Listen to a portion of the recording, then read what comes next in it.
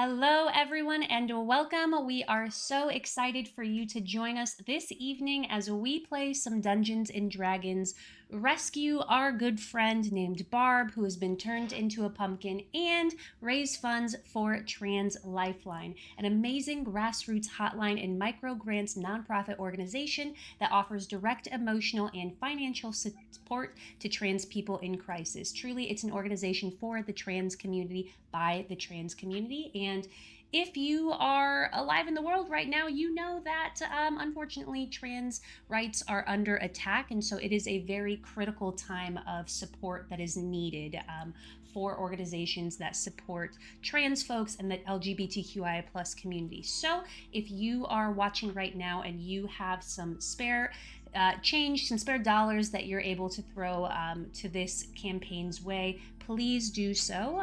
While you're on our Tiltify link that is now pinned in the Twitch chat and will soon be pinned in the YouTube chat, you'll see that there are some really fun ways that you can influence the game that we're going to be playing this evening.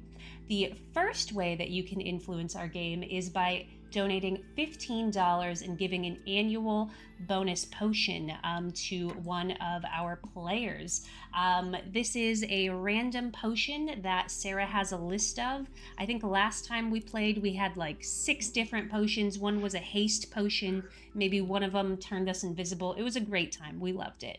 For a $25 donation, you can give any person on screen, except for Sarah. I don't think she needs them. She smiled, so that's co-signed in my opinion. You can give anyone a nat 20, and who doesn't love a nat 20? For a $35 donation or more, you can make anyone roll on a wild magic surge table. For a $50 donation or more, you can make anyone undergo a performance review. These are all positive. We've already talked to our bosses about it. We know what's coming.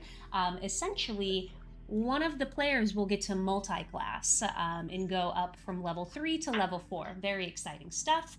For $75 or more, you can name the next NPC something like Patricia Bonesaw.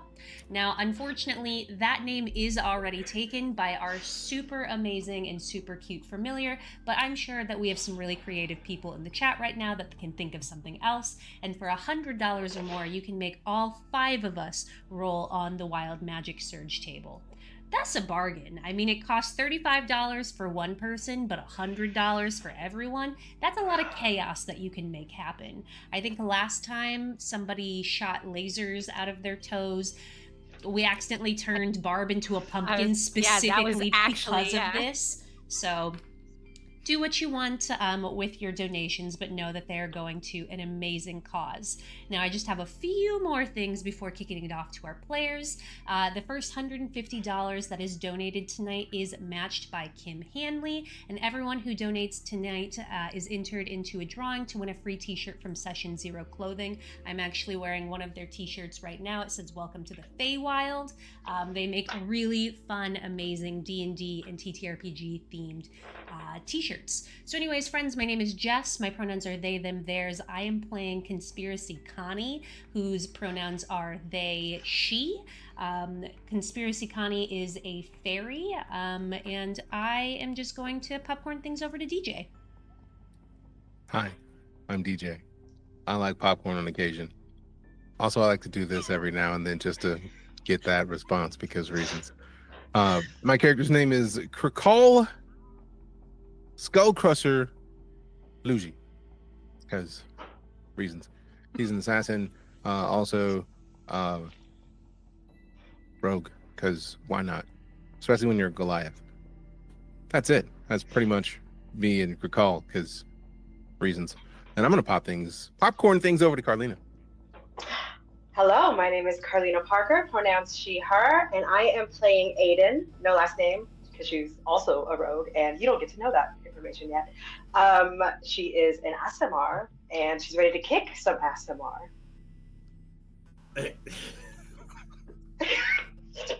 To you, David. Hello, it's me. I'm David. Pronouns he, they. I will be playing Kevin Laranki, who is a shadow magic sorcerer and a half-elf, because that's all I know how to play. Half-elves. I've never played a shadow magic sorcerer. I usually play bards, but not today. It's called growth. Look it up. Wow. Sarah, over to you. Hi. Hi, everyone. It's me. My name is Sarah Davis Reynolds, pronouns she or any. And tonight I will be playing your dungeon master. Hey, and I'll also be your dungeon master. I won't just be playing. I'll also be your dungeon master. Hello, welcome.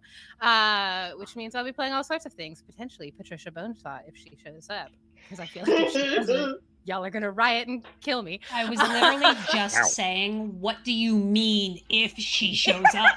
If I don't show her up, we'll find out.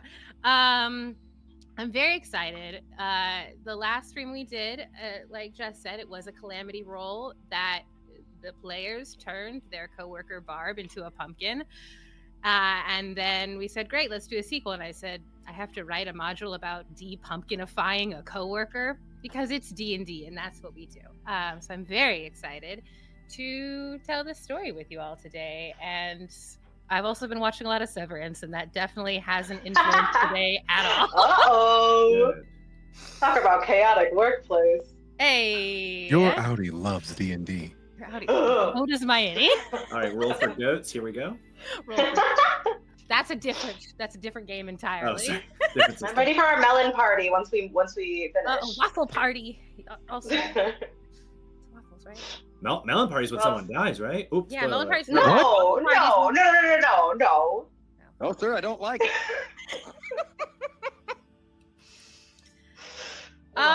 So yeah, with all that said, anything else before we just hop in and get started, Jess? Let's hop in. Let's hop in and get started. All right, welcome to New Hire Orientation. It has been 97 days since our last incident. Since 5 average workers with 5 average jobs had a very unaverage adventure during a corporate team building exercise to build a beast workshop. Since a normal factory tour uncovered the company's true machinations, pulling in unwilling spirit energy from other planes and forcing it into palatable, friend-shaped familiars for customers to coddle and cuddle. Some may have labeled their actions sinister, but as the corporate lawyers were able to effectively argue, at least in court, it was simply keeping up with growing demand, or so we've been instructed to say. Since that incident, our party of employees, those who returned to Genavla Industries that is, were immediately promoted to lower middle bottom management positions within their departments, and each given a corporate satisfaction gift package, including a nifty Genavla logo mug and a coupon for 5% off at the office cafe space, good only on nights and weekends. Patricia Bonesaw, the last familiar to ever be created at Build-A-Beast Workshop before the terrible PR destroyed it, became an unofficial company mascot, at least until she singed one too many corporate suit jackets and a no pets policy had to be established across the campus. After discovering his inner snake, don't make it weird, Millie quit his job at Genavla and set off on a vigilante quest to dismantle unjust corporate structures. Pidge cashed in all of his vacation and PTO days and embarked on a meditative retreat to try and work through his insatiable need to speak in Nicolas Cage quotes. We never saw him or the cat again. And that's from the 1996 movie The Rock. Whoa. Those who remained at Genavla accepted their growing titles and duties, without growing compensation, of course, with varying levels of agreeability. Life continues, work continues. The balance between the two, or lack thereof, continues. And it is on an average midweek day when you all once again head to your average fantasy cubicles and sit in your average fantasy desk chairs and open up your average fantasy mail trays to find, well, once again, something not quite so average.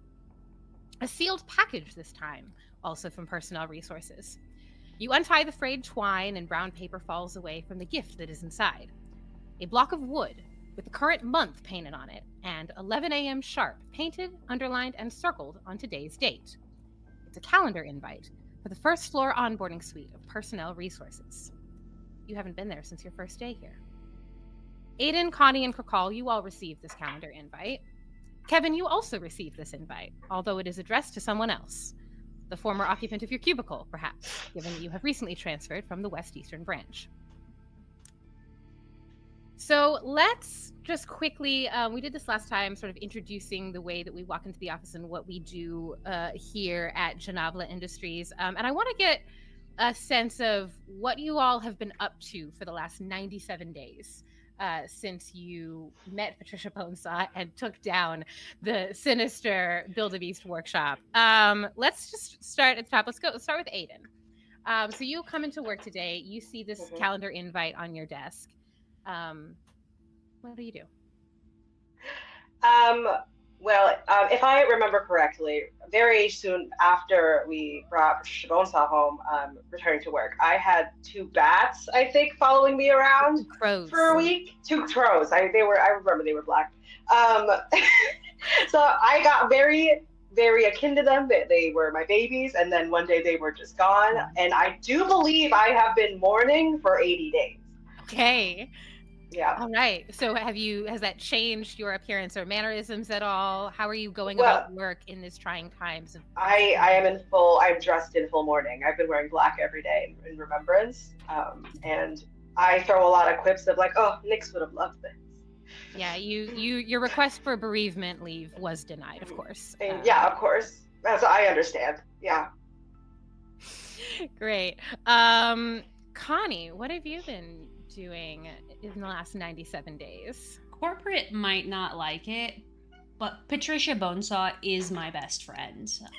We have created a small area in my cottage in the forest that is not flammable. And I have Patricia proofed it. And we're doing really, really well. She's learning a lot of tricks. She knows how to sit pretty. She knows how to, well, she can't really fit between my legs because I'm really small, but she knows how to stand tall. She's so smart. And she's my pride and joy. I recently created her own Instagram for her. And we're doing great. We're like this close to getting a brand sponsorship. I was about to say, yeah, corporate is keeping an eye on that to see if they can leverage it in these sort of marketing materials. Amazing. Kirkall, what about you? What have you been doing the last 97 days?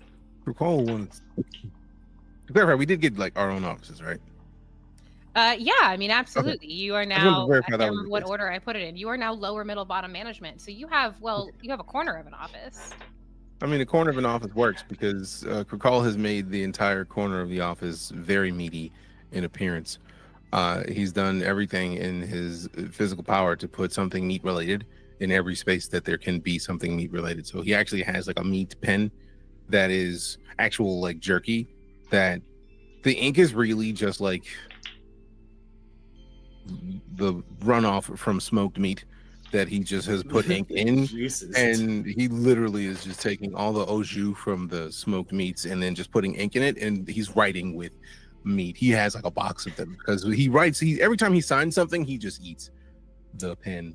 And it doesn't help that he's a Goliath, so it's a box of jerky pens that is really just pieces of jerky that he just bites the tip off and then just like makes it work. Corporate doesn't care because he's a Goliath.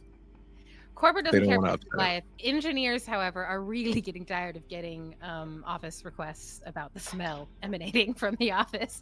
Every time someone comes in and asks him to fix the smell, he's like, "Bring me Patricia Bonesaw and this can be done."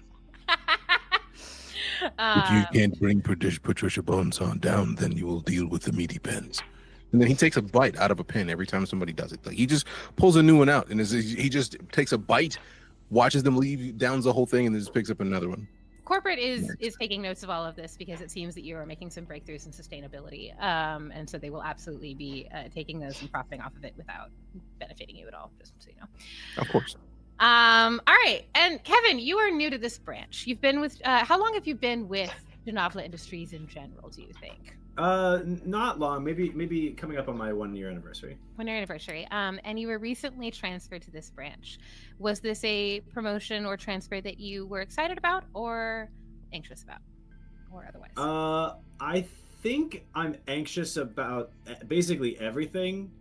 Kevin is, and so the change. I don't super want to go into what happened that precipitated the change, but I'm definitely like doing my best to be normal and do a job at work for the money that I will then exchange for goods and services.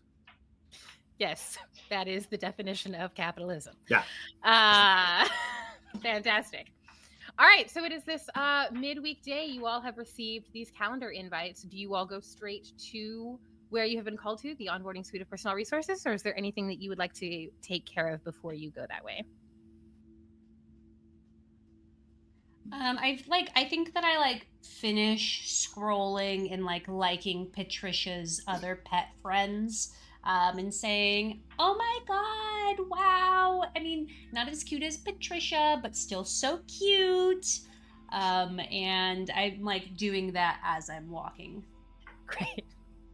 I'm looking for someone to ask about this because it's not addressed to me, and the sort of running theme that I've discovered since being here is that there's a lot of weird stuff going on. I keep hearing about people teleporting around and manifesting crows, and the head of HR being a pumpkin, and so I'm sort of is this? Should I give this to someone else? Is this for me? What should I do here? Yeah, I mean, so you are looking in the area that you are in the department that you're in, and everyone is sort of just like, yeah, it's fine, yeah, and that's basically the only answer that you are getting from anybody is everyone paying 5% attention to you and waving you off as if they trust whatever you're doing because they simply could not be bothered.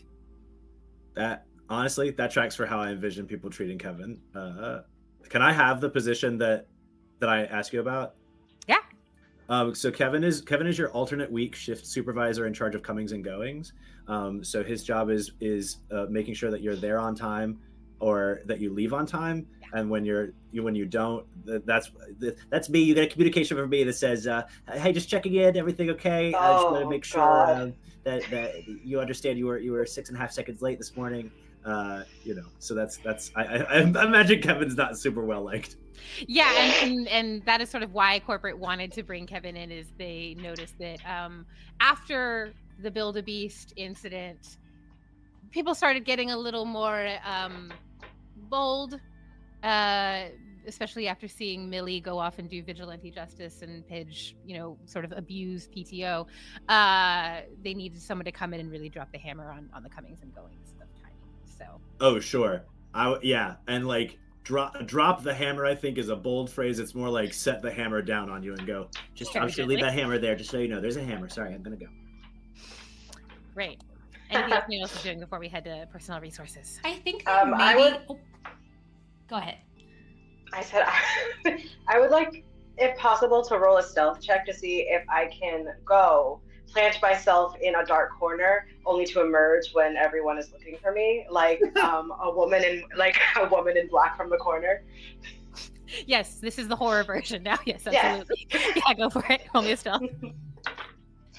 Well, that's a 19 on the die, baby. +6, that's a 25. Okay, so the Genova Industrial Complex is truly like your most stereotypical massive office complex that is 20 stories tall, complete glass all along the edges, terrible fluorescent lighting, that carpet that always looks dirty even after it's been cleaned, white walls everywhere. And so there isn't, you would think that everything is in view, and yet somehow perhaps it is because you have perfected the art of mourning and therefore just sort of going into yourself and not dealing with the world around you, you are able to slip into whatever shadows these fluorescent lights provide to you as you head down to the actual room itself. You're going to be right outside the door there because it's. I would like to be. I would. Oh dang! Fine. It'll open at 11.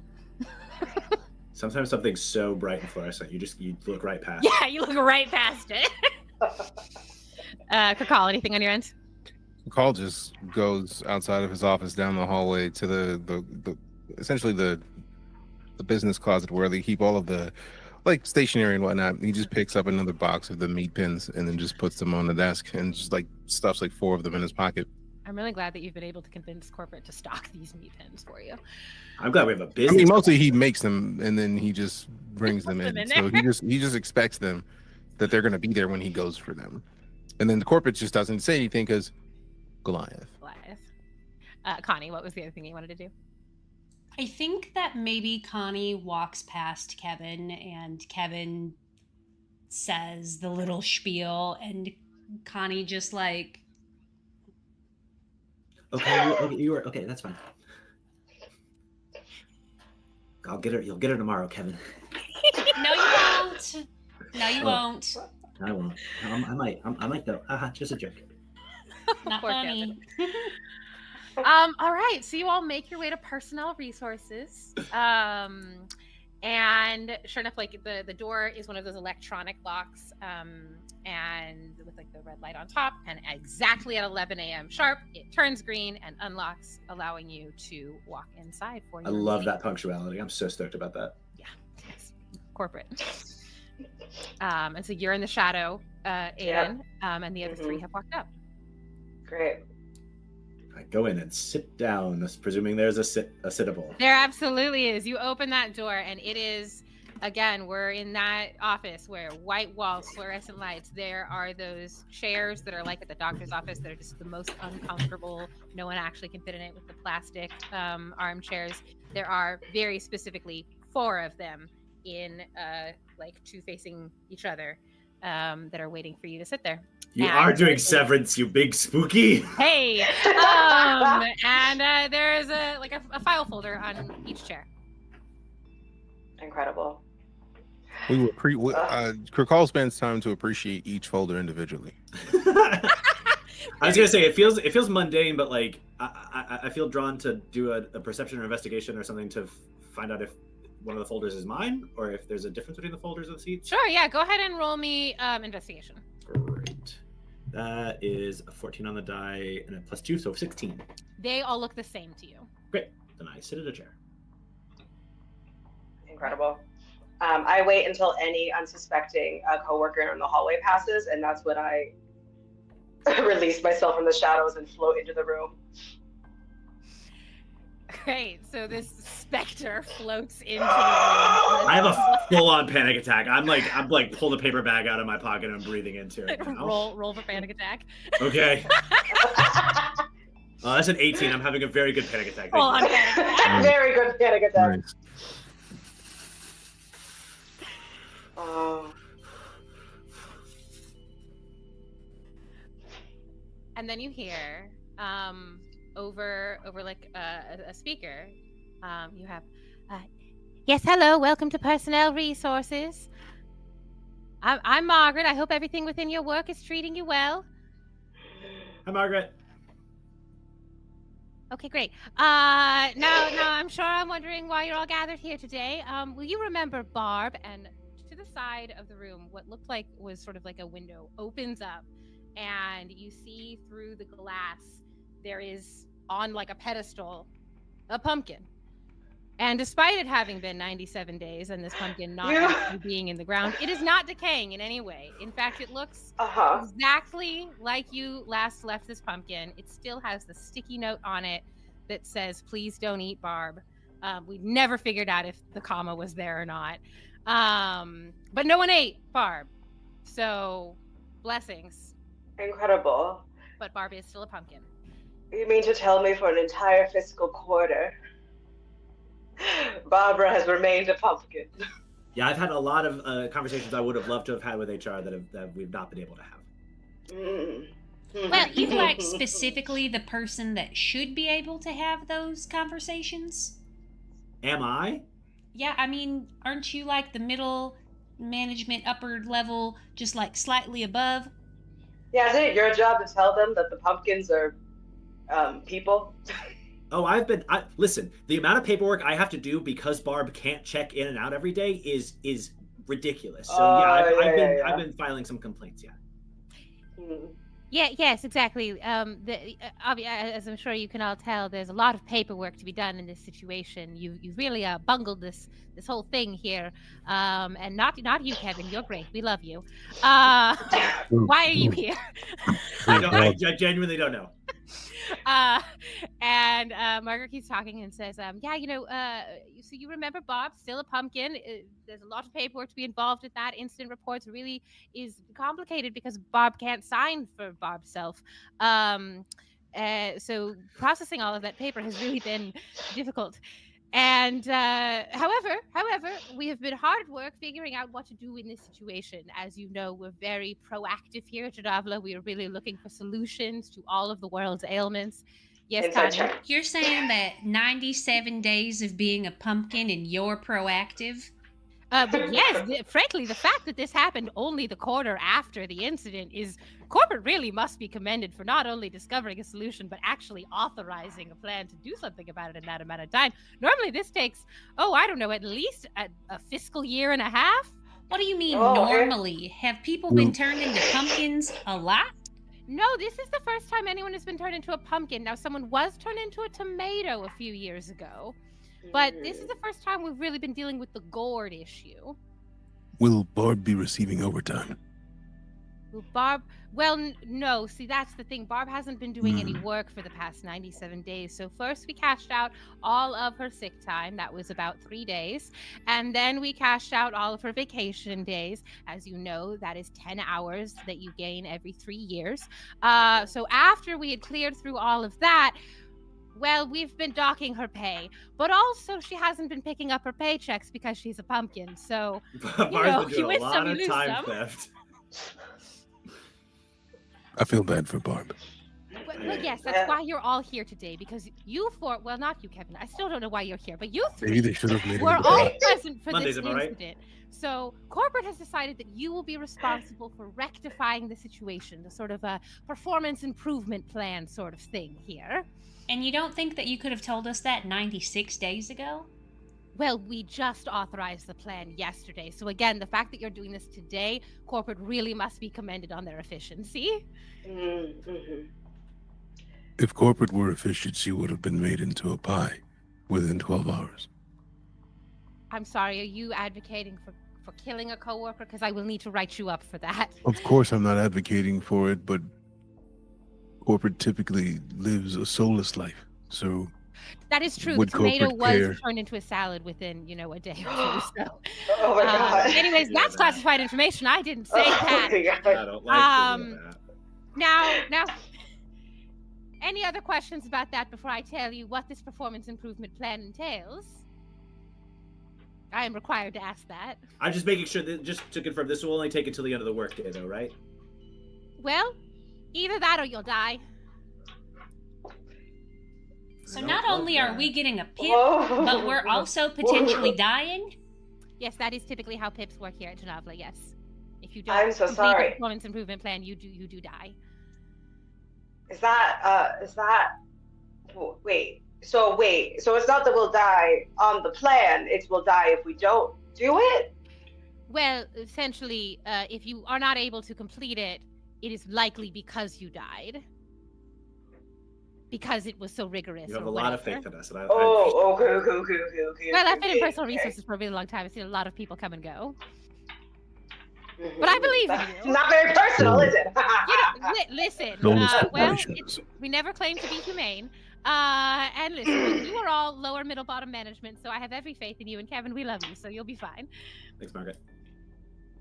All right. Oh, have favorites. Jesus. So as I was saying, you all were here.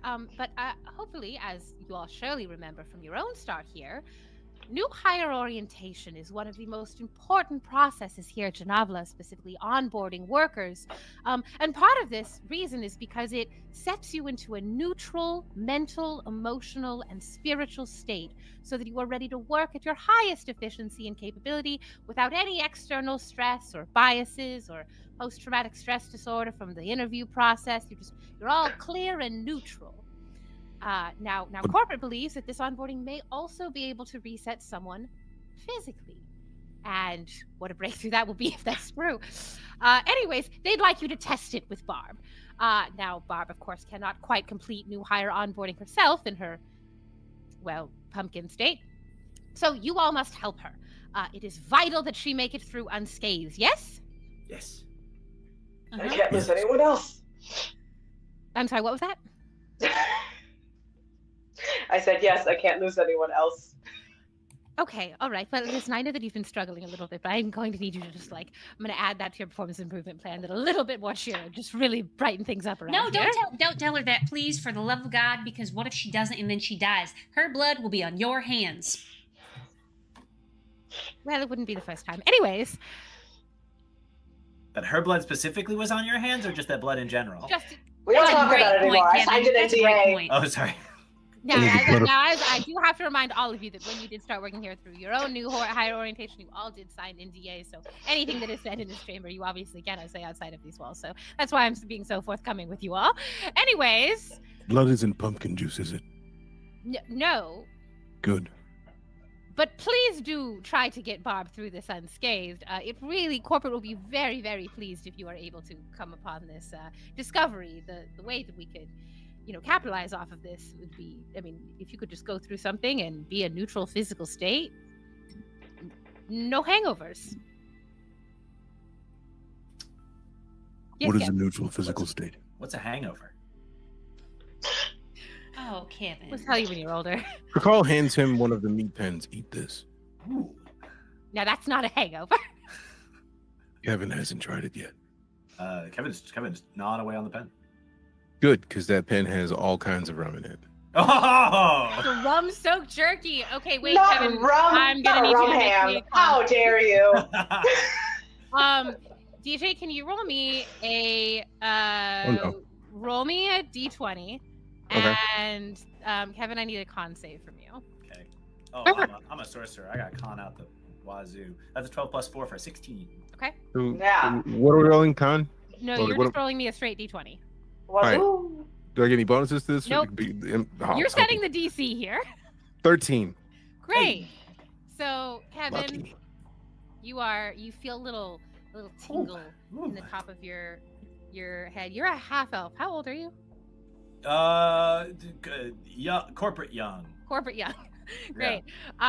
So in your 30, 40 years of life, you have remained sober, but you feel this little tingle at the back of your head, and then it goes away. Tips my ears, yeah. Okay. Yeah, great. it's 2 years exactly. I like this. Thank you. You're welcome. He hands him another one. Oh. All right. My Well, cup- my cup runneth over. corporate really does frown on drinking on the job. Unless it is a company provided happy hour, which of course all of the alcohol there is not real alcohol. But I wouldn't recommend eating more of that, or I may have to write you up. I appreciate each one of these individually, and these are all made with homemade herbs and spices. And are those herbs and spices mind-altering in any way, shape, or form? Not that I'm aware. Here, have a bite. I'm a disembodied voice coming through a speaker right now. Yeah, just pushing He throws it in the speaker. He throws it in the speaker. It's in the speaker. You can eat it if you like. All right. Well, engineers will have to clean that. Thank you so much for that. If you're going to waste it, I'll eat it myself. And he picks it up and just eats it. Because for him, it's not even much. He's a Goliath. He doesn't care. There's no mind altering for him at all.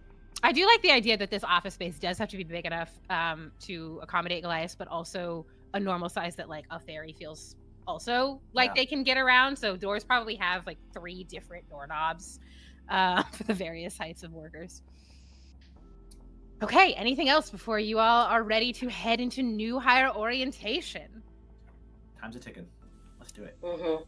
All right. Well, I wish you all the best of luck, and don't die.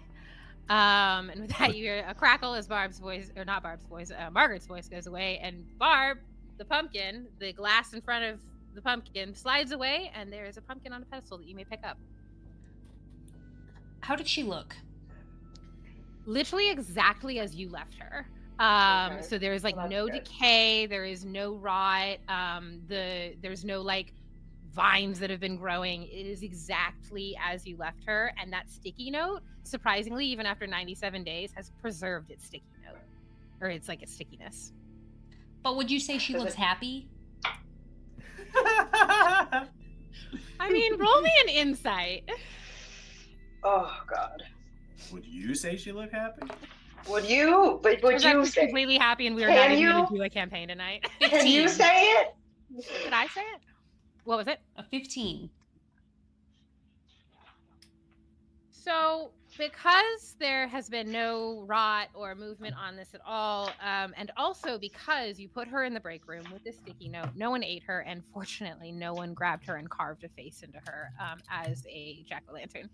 However, unfortunately, because nobody carved a face on her, there is no emotive quality that you can read on this gored skin. I am going to get another sticky note, and I'm going to put it next to the sticky note that says "Don't eat Barb," and I'm going to draw a smiley face on it. Great. Nice. Perfect. Barb is now happy. Barb looks happy. Barb looks happy. Until we can ask her, we don't know.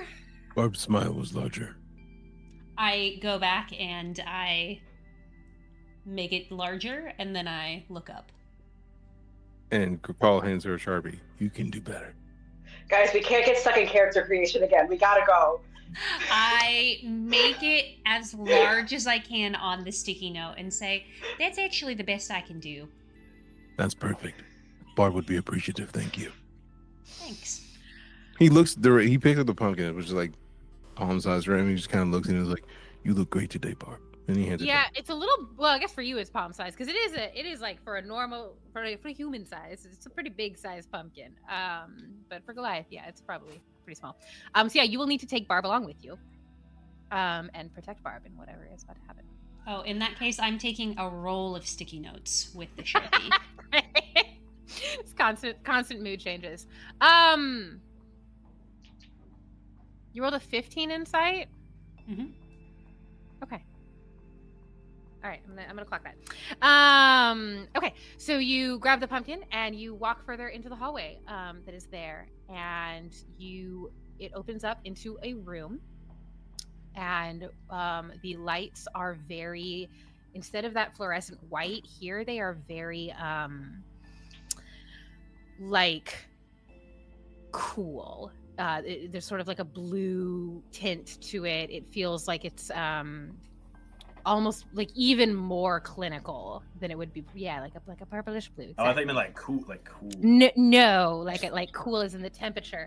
It feels very sterile. And you hear another recording specifically. Welcome to New Hire Orientation. Please place your belongings in the bin to the left and step through the archway. You may leave your shoes on. And sure enough, there is a bin to the left that is large enough to fit any swords or shields or fidget toys or whatever your pumpkins. And there's She's a marble not a in front of belonging, you. Sarah. Yeah, right? Did anyone own a pumpkin? Wow. Pumpkins are people She too. belongs. She's not a belonging. You are so right. You probably shouldn't put the pumpkin in the bin. And there's a marble arch in front of you that is covered in runes that is in a language that none of you recognize. I put everything in the bin. I put the meat sticks that I've been gifted and my wallet. I actually do take my shoes off and put them on as well. I know that I don't have to, but it's I do anyway. And then I walk through the marble arch. Okay, great. Can I retrieve my things, or are they just in a bin? Not yet, because not everyone has put their stuff in there. Oh, okay. Okay, but it does seem like okay. So okay, great. Would I know that if weapons are not permitted through this checkpoint, or is this they're just checking for they it? Want you to put all of your belongings into this bin. Yes. Including weapons. But it looks like we'll get it back on the other side. Mm-hmm. Okay. I really want people to approach the TSA with this kind of mentality. No. I'll get it back, right? You're not just gonna keep my shoes. I just want to make sure that I don't have to finagle I'm my gonna way make you do around this entire campaign without weapons. I don't know. Listen, hey, if I didn't ask, we wouldn't know that. No, okay. I'll unsheath and my daggers. Phrasing. Yeah, whenever you walk through, for those of you who do, it does feel like you're sort of moving through a magical barrier kind of thing that is certainly reading vitals. Oh, okay. Great. I take Patricia's treats and I put them in, and I put my phone in, and I take my axe, and it's all difficult for me to give up. But as I put the last tea bag and the last little plant in, I step away, and I move on through, just kind of looking around to see if anyone's gonna take it. Yeah, there's no one else in the room with you. Call pulls out. Has in fact made an appearance. Hey. Call pulls out a blade that he has in his pocket. That for him it's like a toy size thing, but it's like a fidget spinner. So like he has it and he's just like twiddles it around his finger and then just like, this is my lucky blade, and he just puts it in there. He just like looks at the speaker like, don't mess with my blade. And he just walks through. Great. Once you all have put your belongings in, it gets sucked into the wall and then is very clearly moving and will come back out on the other side. It's a good question. Who does have Barb? Who has Barb at the moment? I thought that you had Barb, DJ. I handed Barb back when I was happy with a smiley face. So Barb is probably sitting on the outside. I'm too small to carry Barb. I'm a fairy. Oh. I didn't know Barb. I feel like carrying her is gonna be weird. Krikal goes to grab Barb, and then We left Barb in the other room. Krikal goes back through the thing. And then he just comes back and he looks at Kevin and is just like, if you clock her out, I will be frustrated. And he just walks through the gate. You notice when you walk through the gate with Barb, that like the pumpkin feels like it's vibrating in your hands, and then it stops. I don't think Barb likes the gate. She feels angry. What are you writing, Kevin? I was drawing an angry eyebrows. Carl just like takes the Sharpie, like the sticky notes with the angry eyebrows off. Like, no. Okay. Temporary. She doesn't like them now. We're through the gate. Why? Sorry, I'm trying to find like a rhythm. I feel like you guys, you have a sort of like repartee, and I'm trying to. Carl just kind of looks at him and just like, don't force it, Kevin. Reaches into his pocket and just hands him another meat stick. Eat this. Oh no, I'm on my third meat stick. You didn't finish the first. Eat it. Oh, I definitely finished the first. I think I do have like half the second one. But... You bit the first. You didn't finish. I watched. Well, Kevin, do And he takes another one out of his pocket and just like shoves it in his mouth and just walks off. Great. Don't if you don't want to, but you're welcome. He can carry 40 meat sticks, but not Barb. Kevin, I think he maybe has Barb if, now, so if you, I don't know, you know, you're always so just, you need to clock in, you need to clock out, you're 7 seconds late, you're a minute early. What if you just like let loose for a little bit? Eat the meat stick. Be part of the crew. Well, I'm assuming that eat, but you mean like, metaphorically, like eat the proverbial meat stick, because I am eating the meat stick. I have finished one meat stick and I have another. Yeah, but he gave you, he's given you 3, and it's, like, that's not a very good sign of like, hey, yeah, I want to be your friend, but I'm not going to eat the meat sticks you give me. Ooh. I mean, I'll just, and I just like start eating the other there half of the you pizza. go, Kevin. Crew. And roll me another con save. Right when she's part of the crew, Carl reaches in his pocket and gets another one. Thank you for supporting. So I have two. I'm gonna keep track of these meat sticks. Don't think I won't. Con save is a 13. Okay. Then I think the DC was a 12. I believe that was the DC. Okay. It was a 13. Beats it. You're fine. Woo. He's at it.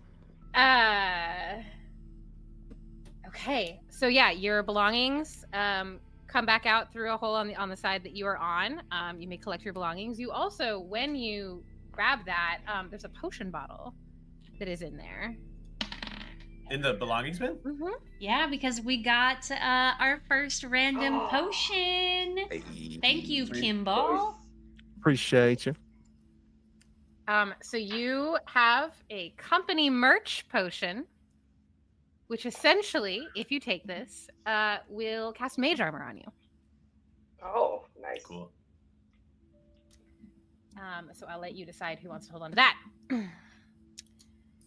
You guys love when I carry things. I'll take that. I carry the potion. Okay. So you are through this one arch. I really love that none of you attempted to Translate it. Look, Concerning. I looked at my character You said sheet to see if I runes. had comprehend languages, and I don't, and I said, well, that's all I can do. That's I all I know, can you do. said none of you Wait, can I speak read, a and lot I of said, weird stuff.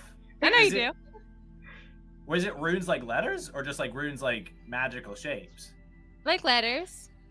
I wouldn't have to translate it then, right? I would just I would be able to understand it if I understood it. You don't understand this language. Ah, dang! I speak a lot of weird stuff, you guys, and I didn't even clock that as a language. listen. All right. And then, so you move forward. And again, you see another arch. This is one is going to be. This is. I more translate like it. Great. You actually can't translate it because there's nothing to translate on it. At least not from this side. You can sort of see if you're kind of looking, because it's just the middle of the room. There's just like an open. Basically, this is the room you walk into. It's a big circular room, and there's a metal arch here. And you can tell that and there's a whole barrier. And you can tell on the other side there's something written, but it's backwards from where you can see now. So you can't really see it. You have to go to the other side to read it. And on the floor, right? And the disgusting dirty carpet that just always looks dirty. There is a square. Not a square, just kidding. There is a circular pressure plate on the ground. And then there is a triangle pressure plate on the ground in the middle of the room here. And then on the left side of the arch, there's a circle and a triangle. And on the right side, there's a square and a triangle. Let me know if you want me to repeat any of that. Does this look familiar? Was this part of our onboarding as well? Roll me a history check. A remembering check. A remembering check. That is a natural 20. Hey! Disgusting. I just Kevin. had my onboarding. Kevin, you had your onboarding about a year ago, but you had to go through another new hire onboarding when you moved to this branch. And you do not remember anything. And what I mean by that is you clock that it's weird that you don't remember a single thing from your own onboarding process. Huh. You just one day we're onboarded. Do you think that while Kevin is thinking about that, he should also roll a calamity roll? That's a And great every idea. other person as well? Oh. Everyone's got a calamity roll. Let's start with Kevin. Roll me a 100, my love. Okie dokie. That is a 46. No. I'm concerned. Not We bad. love. Listen, we love that on a. Oh. I've I'm had gonna two digitally roll through 100. Kevin, while you are thinking about this,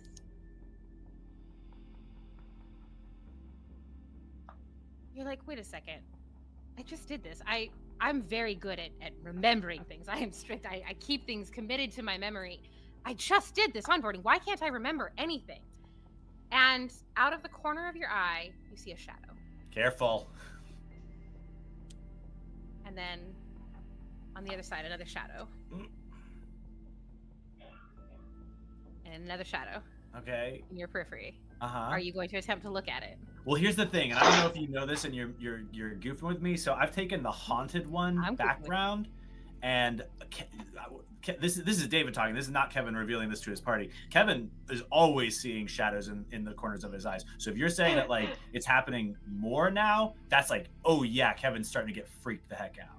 Great. So if Kevin turns around behind him, Ah. there is a giant tortoise that is slowly ambling its way towards you. When you say giant, I mean, you know what? That's a great question. Let's see how big it is.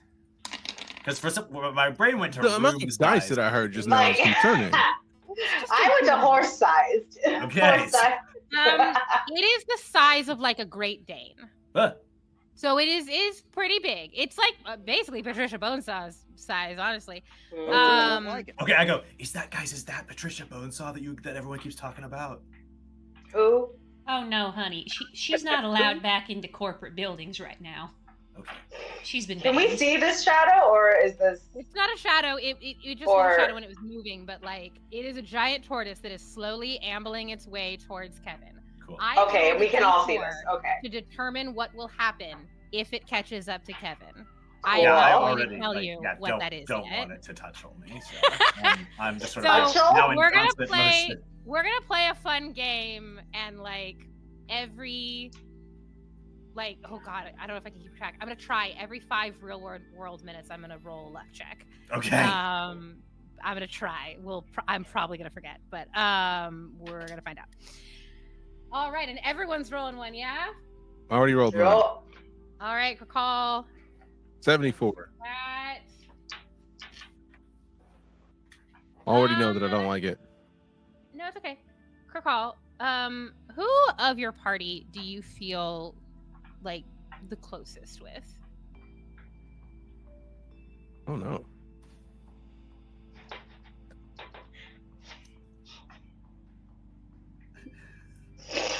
This stumps Call because he's just like, everyone's awesome.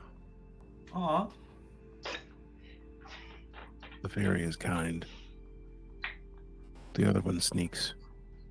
The little one is judgy on time. Barb's a gourd.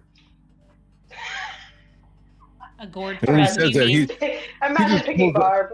he just like picks up Barb and just, yep, still fresh. It's got that lavender. Yeah, the lavender. Lavender gourd. Great perfume smell. And he's stumped. He's just lost. He's like, oh no. Okay, then roll me a d4. Oh no. You don't want to do this narratively. That's even worse. We'll do it mechanically. 4.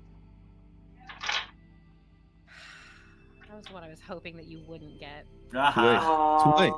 Too late. Recall, in your head, you start hearing just over and over. Oh dear, oh dear, oh dear. I'm going to be late. Who's going to feed the children? Oh dear, oh dear, oh dear. You have gained telepathy with Barb for the next 20 minutes. We should And he use that just like time holds it wisely. up and just. Did you ask about the children? Yes. Who's going to feed the children? And he just looks at everybody else. Who's going to feed Barb's children? I didn't know that Barb. Barb had children. Husband? How many children do you have? I have 3 children. Oh my, hey, Barb has partner, 3 baby. children. Whoa. Are you talking to Barb? I can hear Barb. Barb responds. So yes. Oh my god. Barb, are you okay? Are you fine, Barb? Well, I'm in a bit of a pickle, and by that I mean I'm a pumpkin. But So and you're in a bit of a pumpkin. yeah, yes, I would No. say it's a squashy situation. Yeah. Boo. Mm-hmm. Mm-hmm. You're welcome. Well, you do look gorgeous. It was right Hey. there. No! You do look gorgeous. Amazing. While all of this is happening, Aiden, roll me a dex save. Mm-hmm. I should be good at those, right? Yeah. One would think. Good enough with advantage, Thank right? God, that's a natural 20. That's Hey, amazing. I was Because trying to help. as you are like hyper focused on the situation that's going on with Corcall and Mhm. Barb right now, a giant cartoon piano falls from the sky, right onto where you were. And you were This is why I didn't want to move to this branch. This kind of Oh stuff my happens gosh. to you guys. It's not, you know this isn't normal, right? You're telling me right now this is in every other branch. Yes, I'm telling you. Because they tell us that this is fine and that they have nothing that they can do and that we don't get sick pay for it. We should all compare, first of all, salaries and then notes about the other branches later. Should we unionize? Yes. Oh my Let's God. do it. I'm so passionate about it, I've lost my character voice. Oh my gosh. Carl looks at Kevin and is just like, you should devour your trepidation. Big words. Connie, Wait, but real quick, does anyone know if Barb knows how to get out of Pumpkin?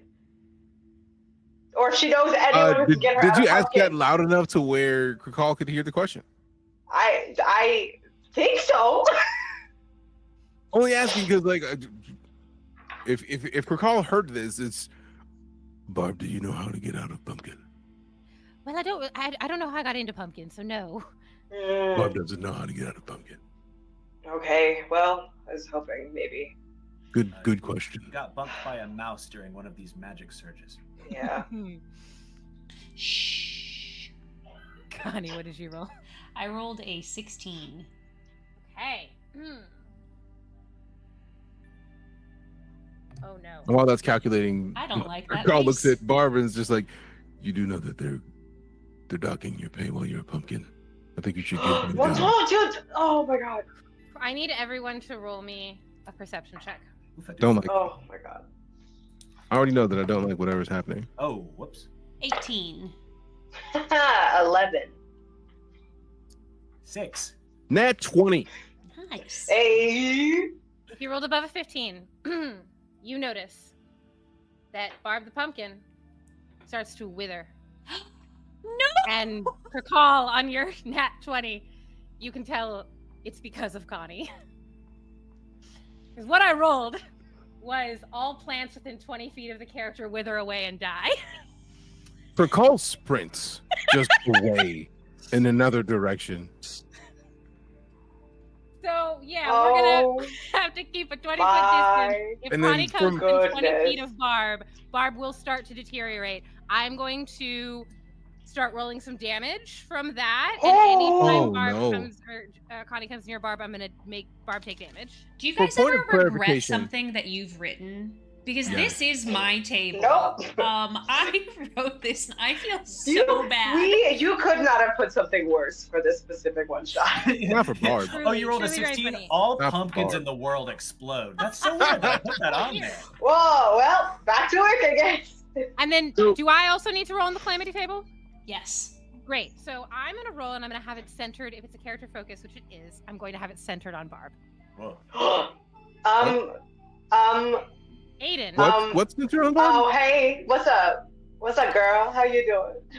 you hear a familiar flapping as all of a sudden 2 crows materialize in the room, except this time they land on Barb and And then start Carl to sort just, of like try to peck at her. Carl is slapping crows right now. Like he's slapping every crow right now. Just There's like, get only 2 of get them. off of Barb. I'm, Carl, is do they everything look like okay? the same crows? Are those my babies? Carl don't care. They're attacking Barb. He's roll me either perception or nature. Okay. I rolled a 5 on the crows die. mess him up. Perception, that's at 11. They're crows. You only had Okay. them for a week. It's hard. It was hard to like tell them apart. You can't really tell Okay. if these are. It's hard to not. see. It's hard to They see might through my be. tears of joy. Yeah. I'm kind of gonna try and go over and just try to lure them away. I pull one of the meat sticks out of Kevin's pocket. I was like, hold on 1 second, and I'm just like, hey babies. They're over here. fully just fixated on Barb. Not like you're not worried that they're probably not going to eat her yet, but they are like Mhm. hyper fixated on Barb. Oh, whoa! This is a heartbreak I've never experienced before. Wait, hold up. Not to keep us away from the narrative for too much longer, how's that tortoise doing? What a good question you just asked. Oh my Don't God. like. It is slowly ambling. What's happening here That's is it is hyper. It is focused on you. It is like coming for you, yeah. but it's ambling. And so you're Yeah. doing that Yeah. thing that you do with like toddlers sometimes when they're like coming at you, but they're That's- waddling, Yeah, and no. you like wait until they get kind of close to you, and then you run, Yeah. and then they pivot, and then try Oh yeah, I think I'm to just in amble constant over motion. to I'm you. just like no. Like you no. don't even have I'm- to be constantly running. It's just Yeah. when it gets just close enough you can run. So it is not caught up to you yet. Cool, great. I've seen the snail problem. I know what's up. That was like 10 minutes, so I'm gonna say that it's a 10-minute timer. I think that makes more sense for my brain. That's Is this gonna Um, last forever? It doesn't matter. Go on. I'm Until sorry. Also, point of I know. clarification: What? does Barb start to heal outside of the 20 feet?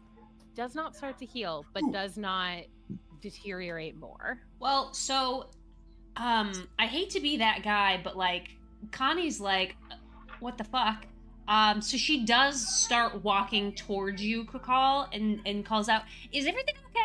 Why'd you run away so And fast? then he immediately just like he sees the deterioration just even a little bit, and just like, "Your being near Barb is killing Barb," and he just sprints a bit. Oh, okay. So Wow. stay there. Stay there. Did she say that? That's really hurtful. Oh She my didn't God. say that. She is withering. Okay, well. I have pumpkin juice on my palm. I don't like it. Okay, well, I guess what I can do to help out in this situation with the crows is and because Connie has all of her stuff again, she's gonna like take one of the like plants or seeds that she had in her pocket, and she is going to cast Druidcraft on it to like make them grow a little bit more, and she's just gonna like throw them at the ground to hopefully make the crows attack the new, I don't know, maybe they're mini pumpkins, maybe they're tomatoes, potatoes, corn, who knows. Yeah, okay. I'm a potato. How long? I'm a tomato. Great, that was an instant. Thought I was a potato. Yeah, go ahead and roll me. Let's do a persuasion with advantage. Okay, so 14 and not more than a 14. Okay. You are able to sort of distract the crows. They sort of start going like back and forth between the two.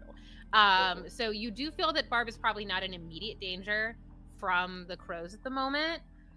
You do notice that even with your Druidcraft, like because of sort of, you were not actively killing plants still. That was an instantaneous effect, but there seems to be like a little bit of lingering. It is not quite as big of a plant as you would have liked to have seen. Gotcha.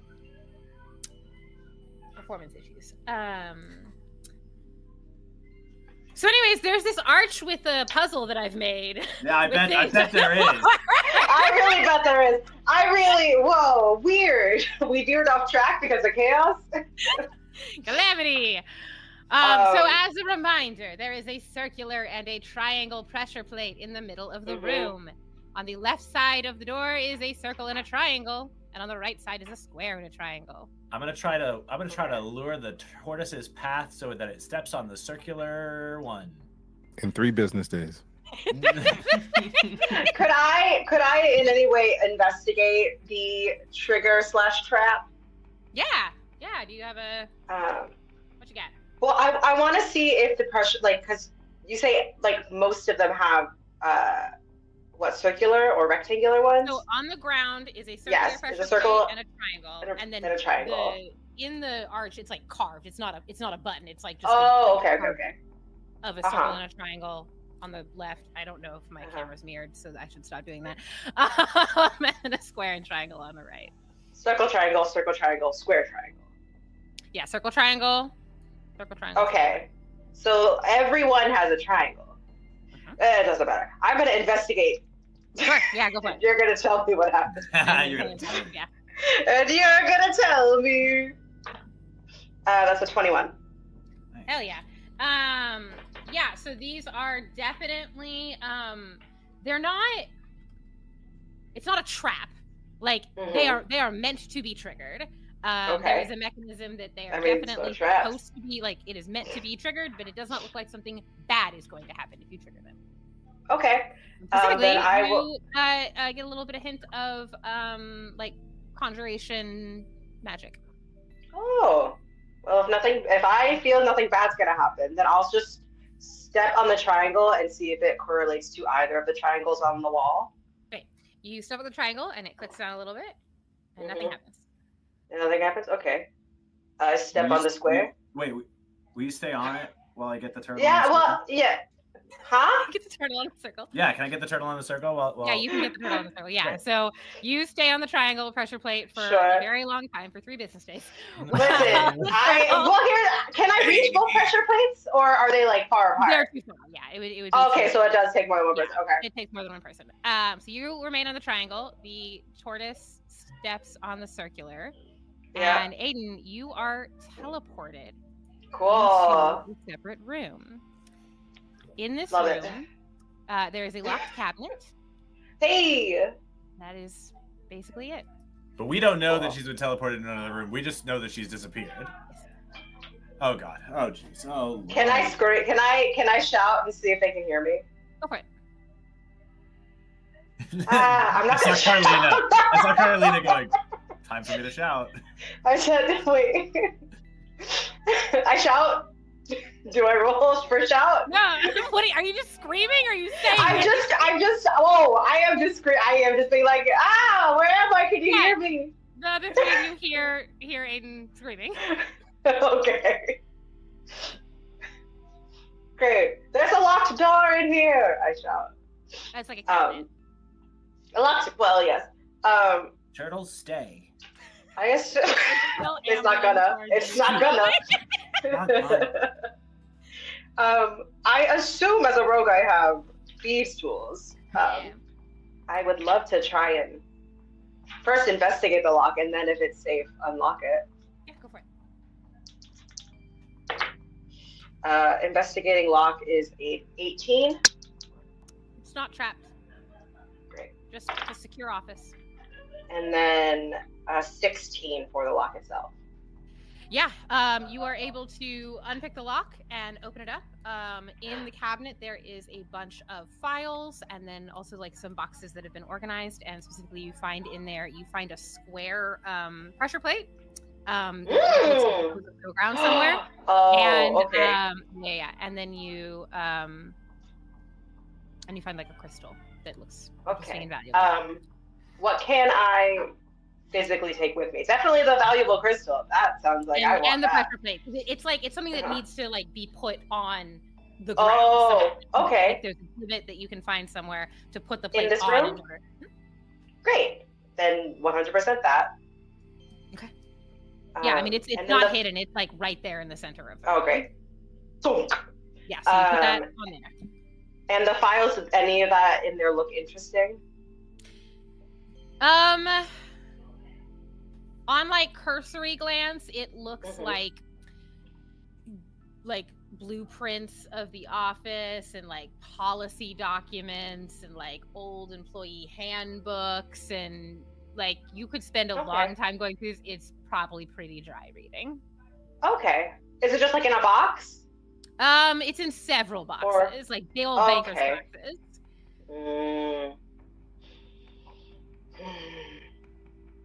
Okay. I can't think of anything that would be helpful. So I'll take a blueprint of the office. Just, you never know when a map might come in handy. And then I will just be like, hey, is the turtle still on the thing? Yeah, I'm walking in circles around and keeping him on the circular button. Okay. Then I step on the square. Okay. So you step on the square. The tortoise is on the circle. Yeah. Mm-hmm. Nothing happens. Okay. Question. Yeah. What is beyond the arch? You can't see. You can't tell. It's like a void. Specifically, it looks like like the lights in an office have been turned off and it's just dark. Oh, I think it has to go over to the triangle. Do you want me to take the turtle to the triangle? Yeah, or anyone else can step on it also. I'll take the turtle. Okay. Don't worry, come on, turtle. I'm starting to get attached to this guy. 3 business days I'm later. gonna call you Reginald.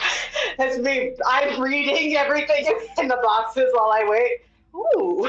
Yeah, all of a sudden. So the tortoise makes it to the triangle, and you're still in the square? Yes. You are teleported to a different room. Shit. Did it work? Kind of. Yes, but no. What's over here? This, instead of a cabinet, there are a bunch of those like metal bookshelves. They're full of scrolls that again look like documents and policy procedures and all that kind of stuff. But they look like they can probably be, if you look like on the ground, you can see the dust has been, and the ground has been sort of stuffed a little bit. Oh, okay. Dustin. Okay, and I relay all of this to everyone. Okay, bookshelf scrolls, dusty scuffs. Does it look like it? If there's been dust and dust has been disturbed? Oh no. Does it look like the bookshelf moves? Maybe. Okay. You know what I mean? I couldn't tell if it looked like scrolls had been moved or if the bookshelf has been moved. No, like on the floor, can- there are scuff marks. Can I attempt to move the bookcase? You sure can. Roll me an athletics check. No! Anything else? Athletics? Mhm. 8. You say 8? I technically should say I'm just gonna say it like this. I do believe we have a reroll in the pool. We have a reroll and an auto success. We have a reroll and a nat 20 in the pool. Oh my god. I'll leave it up to you all. I feel like we should just go ahead and let that happen because an 8 ain't going. Just let that happen. Just let that reroll. Let the reroll roll. You want to reroll? Okay. You want to re-roll? I think that's just me though. Do you think We'll try. You're gonna do better? You made quite a face about athletics. I have a +0 to athletics, but anyone else could also come in here. If this doesn't work, we can send in the strong guy. Do we bring in the strong guy with the pumpkin? It's a 7. It got worse! Ooh, my shoulder. Yeah, you Okay, I'm coming to help. Help! I did the first one and this one's hard. So I'm gonna lead the tortoise back over to the circle. Just step on the circle. Just step on the circle. I swear to God. Gotta go back to the thanks. circle. No thanks. No, that's all right. I'm perfect. I think the tortoise is doing all of this. We'll be here for another week. Great. So, Krakal, are we doing this whole you popping, Yes. teleporting? Great. Doing the things. Doing the I thing. start reading scrolls. I know this will take 17 minutes. Do And I like get walking another in, check? like he's just like looking at Barb, like, do you sleep in there? You're still talking to Barb as you're going through. Like he's been talking to Barb this whole time, trying to learn about Barb so that Barb he is- understands more about her. Well, honestly, it's sort of been like a liminal space in here. It's just, I don't really know the passage of time. So you don't sleep, okay? Great. And Krakal, you end up in this room with the bookcases as alongside Aiden. Now what are we doing with the bookcases? Yeah, Bookshelf. athletics check. Jacket, please. And... What? Is there any chance I could do acrobatics with this? Because I was hoping. I forgot. Yeah, I forgot. hope. Wait, I forgot he was also a rogue. Actually, Also a rogue. Yeah. he just keeps saying Goliath. I thought he was stronger than me. I mean, to be fair, your other party members are also a sorcerer and a druid. I was gonna so say I have a. Yeah, I minus won't. 1. Well, So do you want to hear what the roll was? Because I don't want to even say it. I do want to hear it. 3. So, Aiden, you have called Mhm. for this Goliath to come in here and help you. mhm. Krakal, please explain what this looks like with a 3.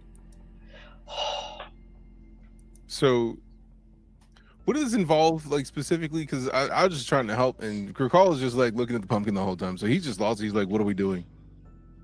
And then he gets the quick rundown of just moving the bookshelf. Yep. Scooch it. Man, that doesn't even feel like I really should do it. So Krakal like leans against the side of the bookshelf, and then after putting Barb down away a decent distance, he tries to push the bookshelf, and then he's like his ankle slips out from beneath him, and then he just kind of falls on his side and like cracks his neck a little bit, like on the way down. He's like, ow, and then he's like on the ground sideways with his neck leaned up against the side of the bookshelf, and just, what did they put in this bookshelf? Okay. Meaty These are bookshelf. some serious books. One- Can I cook these books? No, one of my I have a lighter. abilities is Whispers of the Dead, which allows me to gain proficiency in a skill for a short and or long rest. Would you allow me to utilize it now to gain proficiency in athletics? It's if it's By around something that listening- dies?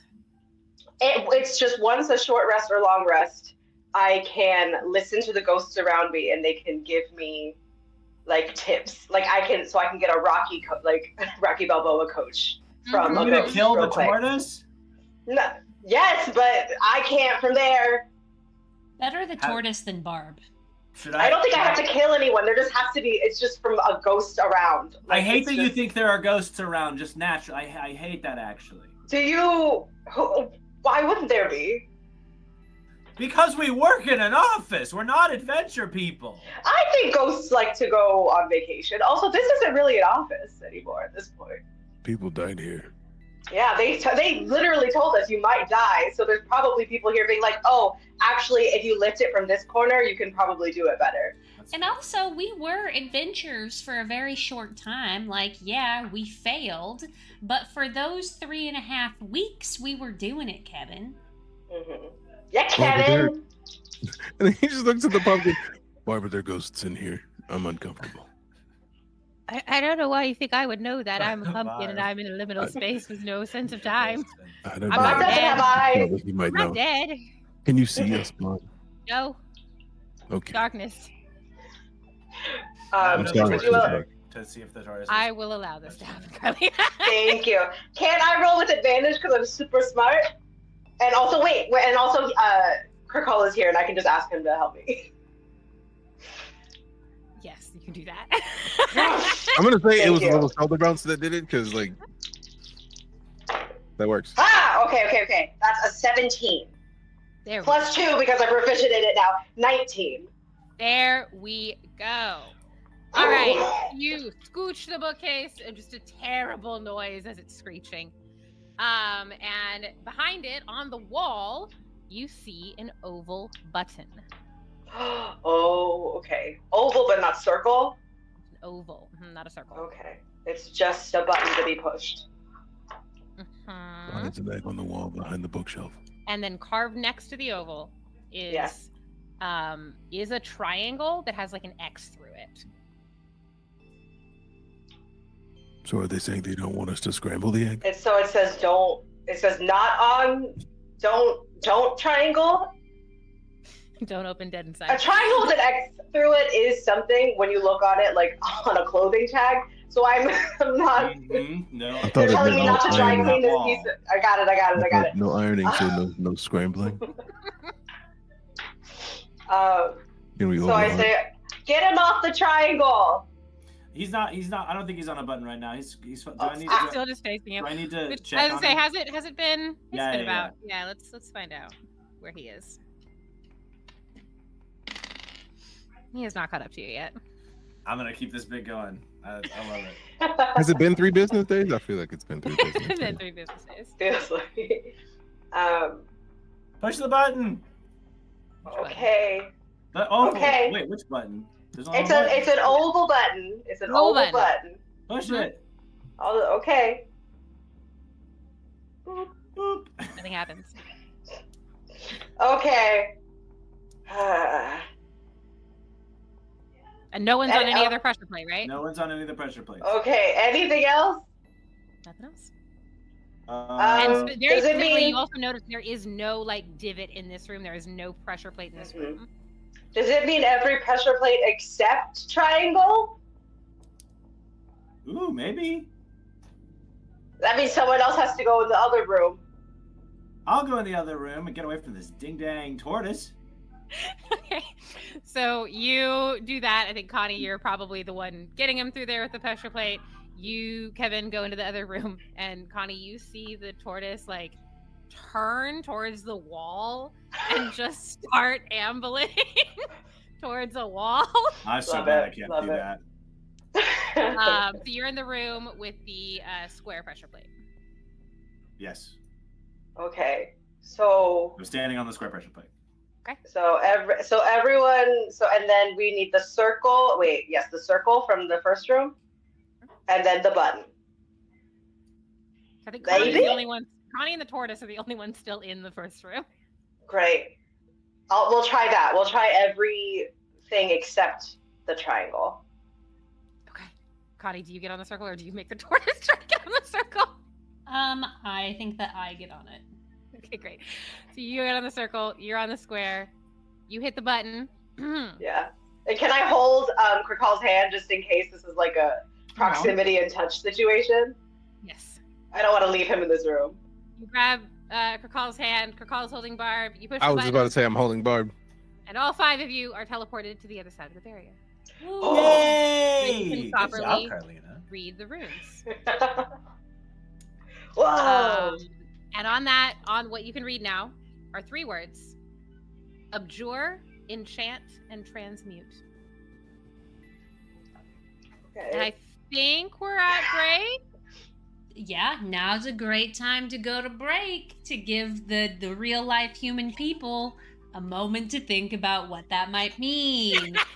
Chat, A feel moment to free appreciate to each one of those things individually. feel free to put your guesses into chat. But we're going to take a 5 to 10 minute break to get some water, eat some food, do like a shrimp check. And while we do that, we hope that you also do that, because we want to take care of ourselves and we want to make sure that you're taking care of yourself. And while you're doing some light stretches, maybe go to the Tiltify link and check out the ways that you can influence the game that we are playing. We are so close to the mini-series goal of $3,000. We're just $200 away, so we're so close. I think we can get it by the end of the night. With that being said, we'll be back. So will you. Bye-bye.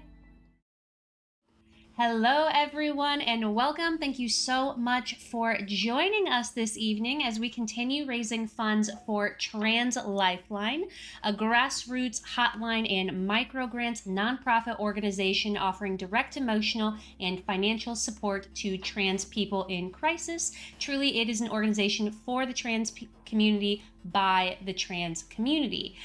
Whether you, well, actually, you're only in Twitch right now. We're gonna have to be streaming to YouTube at a later date because OBS was being a little naughty today. But anyways, for a $10 donation on our Tiltify page, you can gift us a reroll. For a $25 donation or more, you can gift an auto success. For $15 or more, you can give us an annual bonus potion.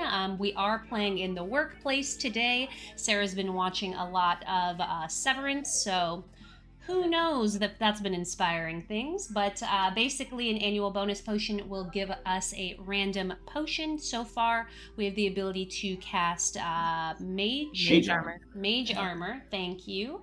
For $35 or more, you can make us roll on the Calamity table, which is basically just a wild magic surge.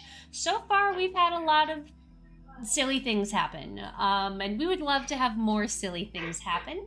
For $50 or more, you can choose a player to get a multi-class performance review. Basically, they get a little level up into a new multi-class. For $75, you can name the next NPC, and for $100, all 5 of us roll for Calamity. It should be very fun. Want to give a quick shout out to Kim Hanley, who matched our first $150 that we raised this evening. And just so everyone knows, for all the folks who donate, today you get entered in to win a free t-shirt from Session Zero, who makes cool t-shirts like these. This says, "Welcome to the Feywild." With that being said, I am kicking things over to Sarah to do our recap. All right. I obviously can't recap this as just myself. So we're going to recap this as Barb, the pumpkin who can't see anything right now. That's a lot of sensing. It's a lot of senses. And it's funny because in preparation for this, I probably should have been like, yes, here's the voice for Barb. I was like, no, Barb's not going to talk. She's a pumpkin. Oh, she didn't believe in us. I did not plan a voice for this. I think I've done like 5 different voices. There is no consistency. Even if we saved her? Wild. Welcome to me DMing. Characters never sound the same. Okay, well, it's dark. I don't think it's cold, but it's also not hot. It's sort of just like room temperature. And that's been my existence for, well, I don't know for how long, because time means nothing to me right now. It's sort of just this liminal void. But today, I'm saying today as if I understand the difference in days right now. Something's different this time. Well, first off, someone talked to me, and I don't know how long it's been since someone talked to me because I don't know how long it's been. But I heard some screaming, and then there were shapes, and something about a tortoise that is chasing someone named Kevin. I don't know a Kevin, but well, I guess it's Barb's big day now, isn't it? So we'll just see how this all turns out for old Barb, and maybe I'll get home in time to make dinner for my 3 kids. All right. Did we establish whether or not Barb has a partner that's taking care of the kids? We have not established that, no. I don't know if any of us know. Well, maybe you should have talked to Barb more. Kirkall figured all that out, but Oh, but Kirkall's not going to share. Nope. At this point, Carl has lost telepathy with Barb. It has definitely been 20 minutes. No. So we can no longer talk to Barb. However, the tortoise, did it get teleported? Come on. Of course it didn't. All right. So the tortoise. Okay, you're telling me that you left a tortoise with a druid, and you think that the druid wouldn't make the tortoise come with her? It's not. Listen, it's not about what you wanted to have. It's about the way. Connie, were you like worked. touching the tortoise? Yeah, absolutely. I'm riding the tortoise. In public. In public. Don't make it weird. Behind closed doors. The tortoise has also been. Dang it! I'm scared if this tortoise touches me, I'm gonna straight up die. Sorry, I'll do it in character. I'm scared if that tortoise touches me, I'm gonna straight up die. My cat doesn't like my character. Oh, I can't wait until this tortoise catches up to you. Let's go ahead and see if he has. No. What if it's just trying to give you a kiss on the forehead? Like, what if you are running from love right now? All right. What if its kiss on the forehead is a snapping turtle kiss? What if it's a cloud kiss? We don't know. What if it's a Hershey kiss? You all teleport to the other side of this barrier. There is the arch. You can see the runes on there that say Abjure, Enchant, Transmute. The tortoise teleports with you because Connie was touching it. Unfortunately, unfortunately, depending, you're all teleported in one sort of like, not on top of each other, but in one group. So you are quite close to each other. The tortoise turns around and is right next to you and boops you and dies. A little kiss? Wait, the tortoise died? Because what I rolled on the D4 for this tortoise was when it catches up to the character, the tortoise dies. Oh my god. Do you think it knew that the whole time? Please don't. Please. Do you think the tortoise was like, please end it? Oh god. Okay. And I think the better question is Aiden, you specifically see the tortoise. No! You specifically see, Aiden, you see this like emerald essence begin to float up in the shape of a tortoise, but it's like walking on its hind legs. It's got like a cane, and you see this spirit enter the space and then sort of dissipate. There are definitely ghosts here. No. Only Aiden saw that. It has been. Oh, I didn't see. Oh, okay. Only I Aiden. hope he's happy now. It has been. It's over. To get to know you guys, I am going to be requesting a transfer when this is over. Yeah, now that's really rude, Kevin, You're because the one who we killed just the made you tortoise. part of the crew. You ate I meat sticks. I do. I aggressively start chomping on my third meat stick. Roll me a con save. Am I not building up a tolerance? Uh-oh. What is it? That's 11. All right. Oh. You said it was rum? Yep. Pick one of your abilities, and you're gonna get disadvantage on that. One of my skills or my Yeah, oh my one of your abilities. 6 abilities. I'm gonna pick. It's okay because I'm getting drunk. Yep. A glass of water. Well, I guess that would be intelligence to start. Depends on what kind of drunk you are. And a boon to charisma, right? Hey. So you'll just roll intelligence to disadvantage. Great. Just intelligence, not any of like intelligence. Not the skills. Oh, okay. Yeah. Great. Okay. Abjure, enchant, transmute. Kakal sees him eating the meat stick and is like, "Here, you enjoy these. Thank you for understanding the flavors of my family." Yeah. What was the second one? Abjure what? Transmute? Enchant. Enchant. Okay. Hey, you cast more spells than any of us. Well, I guess the two of you do. Who? I'm literally trying to figure out if any of my spells are abjuration. And I don't think they are. I'm gonna druidcraft again. Some seeds, grow them into some flowers, and say, well, we've got the transmutation down. I could drink the mage armor potion. That's abjuration. I have a light cantrip. What's that? Light? Anything? Is that anything? Does that do anything? I do it anyway while we wait. Does that do anything? Am I doing anything? Light is evocation. Well. What's the third word? So you have Transmute. Abjure, Enchant, and Transmute. You've got Transmute with the Druid craft. Do y'all think it has to be a different person from everyone? Because I could do some Cure Wounds. It feels like it'd be a waste. Oh, I could do. Oh, I have lots of enchantment spells. I could do Friends. I could do Mind Sliver.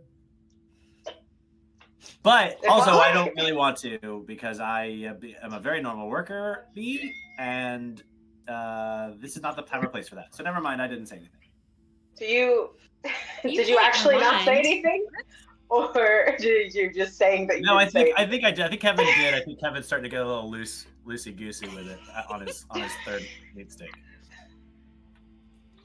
Well, no. This is exactly the time to do the thing. If that's the only thing we have to go off of is doing the thing, then. Does anything happen when? Sorry, I've forgotten your character's name, Jess. Connie. Connie, you cast that spell. Did anything happen? Yeah, that rune sort of begins to glow. Yeah, I figured. Okay, Alright, so yeah. All right, well, boop, and I cast Friends On? Carlina's character. Whose name is? Beautiful, too beautiful to say. I wouldn't. All right. On this Starting time. strong. Are we Starting sure that strong. Kevin's the one getting drunk and not David? He did Well. say that he was getting the bonus to Riz, so I mean, he's not wrong here. He said it. Sarah I didn't say that. He said that. Tried to have your back, man. Thanks, boss. But Yeah, I'm thinking do about that, I- that's a concentration spell. it is. Here's my question: do I have to be affected by it for the spell to have been cast and for the rune to light up? Like, do I just let it happen? Well, Friends already happened. It's a cantrip, so Yeah. Yes. Friends- Okay. There's no save on that. I have Okay. advantage on charisma. Oh, great. However, in a minute, you will know that Kevin used magic on you. Okay. Well, I watched it happen to my face. I think I'm gonna. I think I went Friends. I think I said. We're friends now. Okay. Fantasy LinkedIn. Does it start to glow? The enchantment. Yeah, enchant starts to I mean, yeah, we can. Someone can blast this mage armor potion, or I don't have any other. I don't have anything else. I mean, sure. We're looking for abjuration, right? Mm-hmm. Well, do you guys think that if I do 2 of the spells that it'll be okay? Because I can do Cure Wounds. Does anyone have any wounds? Barb, but you can't touch Barb. You gotta Oh try to shoot! get away from Get away from Barb! Barb! Oh shit! No, at this point, that was like an instantaneous thing. I'm not gonna make it continue on. Oh my god. Oh thank God! We've Oh already my killed God! a tortoise. We can't also 'Cause kill you're a a- pumpkin. You're a fairy, right? Your character's like. I'm small. We're just yeah. we're like, get away! Oh my god, do I need to do That's Cure not- Wounds on myself? Jeez. Oh, Cure Wounds that's evocation, isn't it? I have first level abjuration Oh, well, on my D&D Beyond. Ooh, maybe they changed it. If it's 1 D&D now instead of 5e. I believe it. let it happen! Who said that? I'm concerned about that. There's just the. What? I'm concerned. Like that's covering your mouth. It's like, oh, what happened? Oh no! That wasn't me covering my mouth. That was. I was just concerned. I was like, oh no, what happened? No. So do you also cast Cure Wounds, Connie? I do cast Cure Wounds, and because I'm standing around Barb, and I know it's not going to help her, I do go over and I lay a palm on her, and I say, I'm really sorry that this has taken so long to get you, de-pumpkinified, but we're really looking forward to having you back in the office. There is no response from the pumpkin. However, the abjure rune does begin to glow as well.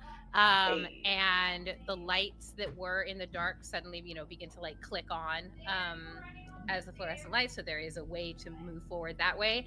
You hear wind pick up and start to sort of surround you. and you hear like, not even here, it's, you can see as you keep walking forward, there's like a brass plate on the next section that just says expense reports, and you start to see a vortex of paper start like crossing through this hallway, just like flying through this hallway. You very clearly have to make it through this hallway, but there is just paper that is like a whirling vortex through this tunnel. Cool. That's giving Paper Cut Central.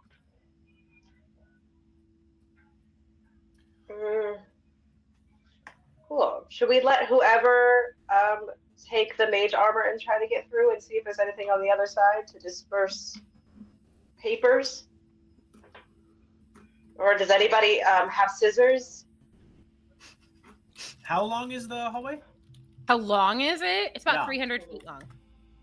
And it's paper. It's paper all the way down. Mm-hmm. It's everyone's favorite part of D&D. Everyone checking their character sheets. Everyone doing math. I mean, I have blades. Were we able to get our weapons back after we went through the You portal? have all your belongings back. All right, cool. So I have like a rapier. You want to start Like, Yeah. what do you mean? Yeah, can we start scissoring the paper? And I got my fidget Yeah. blade. Like just sitting here, like just playing with it. Yeah. Do you want to go through and start trying to slash at it? I mean, does anyone want me to cut this thing? Yeah, let's try. All right, then he tries. Great. Go ahead and make me an attack roll. It's not gonna be pleasant, I'm sure. Scissor beats Oh. paper. You got this. What is my attack roll bonus? How dare you? Where is it? +5. All right, so we're at 18. Okay, so you slash at this paper, and it is like a whirling vortex through this, 30-foot wide, 300 feet long hallway, and you are able to slash enough space in front of you to walk forward up to your movement speed. So you can be 30 feet in. It's like, it is not permanently clear. You will need to keep doing this and keep succeeding or dodging or something like that, but you are able to get 30 feet down the hallway. Can we follow behind it, or does the paper fill in? Paper fills in. Ah, ding dang. Whoa. Would you allow me to use disengage down the hall to avoid getting sliced up? It is not actively attacking you because it is sort of just like a thing. Do you have dodge? I don't think yet. Do I? Doesn't everyone have dodge? Doesn't everyone have dodge? Doesn't everyone Sarah? have dodge? I have dash, disengage, and hide. Can I hide from the paper? Hide from the paper. No. Gotta ask. You gotta ask. Try You gotta that. ask. Good try. How tall is this hallway? And do the papers go all the way up to the top? Papers go all the way up to the top. All right. Well, next. I don't want to cast magic. Magic is scary, and this is what is happening here? Why is there a hallway full of paper? Is this our onboarding? Is this what we all did at one point in our career? Wow. Didn't you? I don't remember. Do any of you remember your onboarding process? Do any of us remember? I imagine not. But... I was trying to remember. You may all History roll check? history if you like. History. Your own history. 21. I rolled a nat 1. Oh! Doesn't I look like got a anything to me. 19. Connie, you're like, I just got here. I just work here. What was it, Aiden? 19. With both a 19 and a 21, you also don't remember anything. And and very specifically clock that you don't remember So anything. then when the nat 1 does Connie remember? Connie's Oh, like, yeah, what are you talking onboarding. about? You know, the Onboarding, pinata? what? What is Yeah. onboarding? I'm just saying this is weird, but fine. Again, like I don't want to do this, but I'm gonna cast Chromatic Orb Okay. and try to burn some of this paper away. Beat me to it.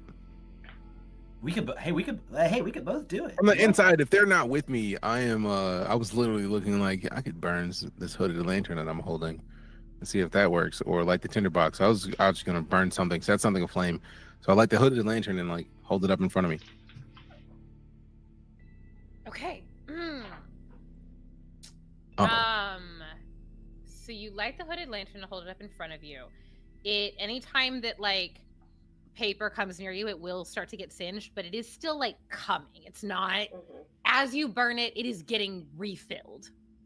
There seems to be an endless amount of paper. An endless amount of paper. So we should probably just slash our way through. Never it seems like the ending. easiest place. Out of principle, because being in the bottom middle management, I think whatever the position is that Krakal has been for a while, he takes out one of his meat pens and like reaches out and grabs one of the sheets of paper and then signs it to see what happens. Ooh, I actually love that.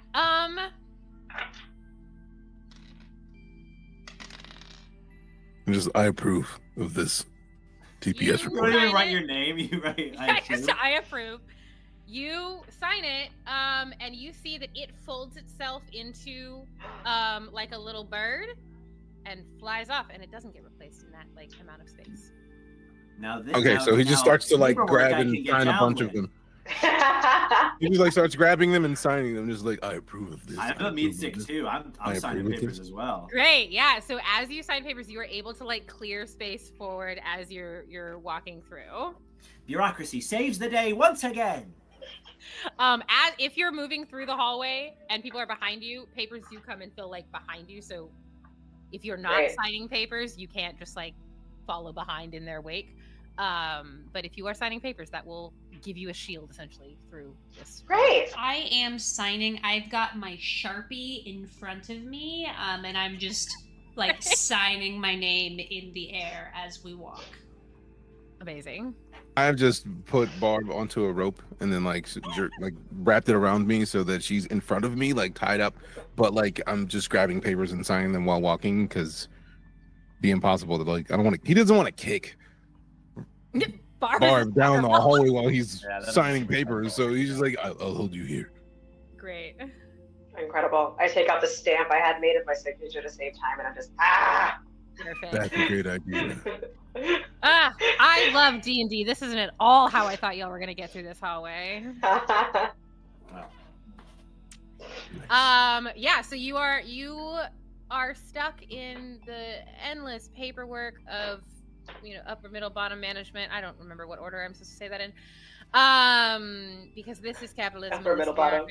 Just constant paperwork and Excel spreadsheets. You make your way through this hallway, and again, as you do, more fluorescent lights sort of like flick on with the dun dun dun as you go through, and you enter into a dimly lit room with a table in the middle, and on the table is one of those like old time lamps that have like the green glass covers that give a very soft glow down. And there are 4 sets of keys on the table. 4 sets of keys? 4 sets of keys on the table. On the key ring? There's like 4 key rings. How many keys per ring? 1 key per ring. Oh. And you recognize them. Oh. It's your home keys. I knew it. Who's been into my house? Your house keys. I like that. And you start to hear whispers in this room of,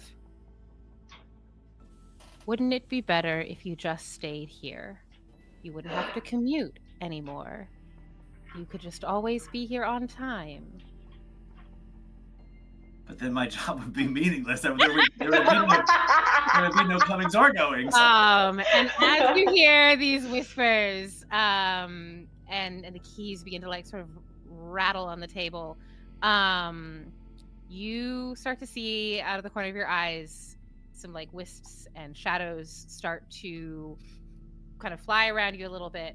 And in the very dim light of this green lamp, you see Data and KPIs and performance reviews materialize in front of you as this massive amalgamation of like data basically rises up in front of you as this massive, like 15-foot tall, very amorphous being of everything that sucks about the office.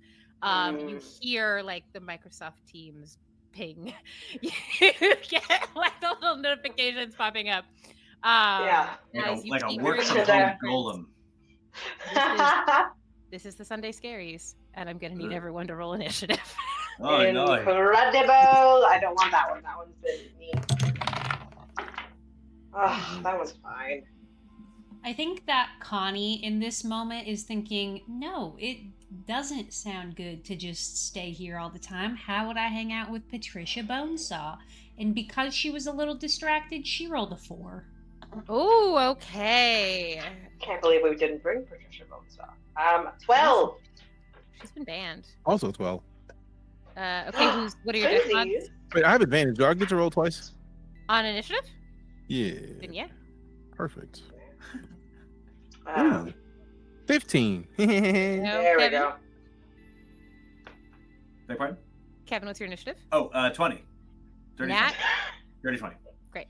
Again, this thing is threatening my livelihood. If we live at work, there's no comings and goings, so I cannot stand for that.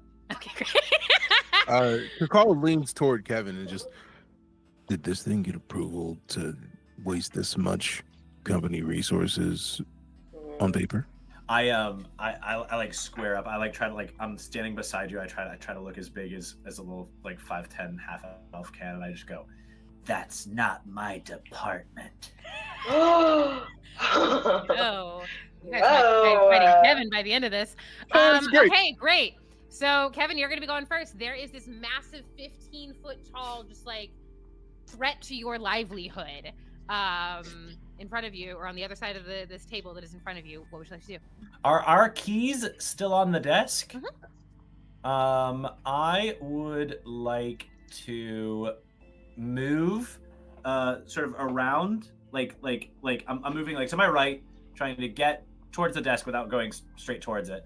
And where the work golem is, I want to cast Nathair's Mischief. Ooh, okay. What? Great. Is this a save for me? I don't know. Let me look. I have to roll a d4 to see what actually I happens. do know this one. Remember this guy? Well. Yeah, Ethel had it. I'm gonna fill a 20-foot cube centered on a point I choose within range with Fey and Draconic magic. So I'm gonna roll a d4 to see what happens, and something's gonna happen. In a 20-foot cube centered around this creature. Bouquets of flowers appear all around, and each creature within the cube must succeed on a dexterity saving throw or be blinded until the start of my next turn, as the flowers spray water in their faces. Ha ha ha! Hey! Frank! Right. Water and Data probably hate water. I feel like everybody should put their staplers up in approval, because that is impressive. I don't. I'm getting water on the carpet. Can put up my keyboard. Yeah, so you bouquets of flowers start popping up. They smell like plug-in scent, like refreshers, right? It's this very stale, like office-y, fabricated flower smell. As they spray water in the there's not a face because it's just an amalgamation of data, but sprays water on it. You hear this word of like, you're gonna stain the carpet. That's a 9. That fails. It is blinded until your next turn. Nice. You have eyes, so that's fascinating. Before this turn is over, I would like attack rolls against this creature are going to have advantage, and its attack rolls will have disadvantage. point of clarification I would like to ask before this turn ends. Am I allowed to go into stealth at the beginning of the combat? I will allow it. Perfect. I like combining D&D and magic and going in response. In response. On your end step. All right, and Krakal, that is your turn. Perfect. Krakal would very much like to, how far is this thing from us? It is on the other side of the table. If you went all the way to the table, I mean, it's about 30 feet. Perfect. Oh. I am going behind the thing. Okay. And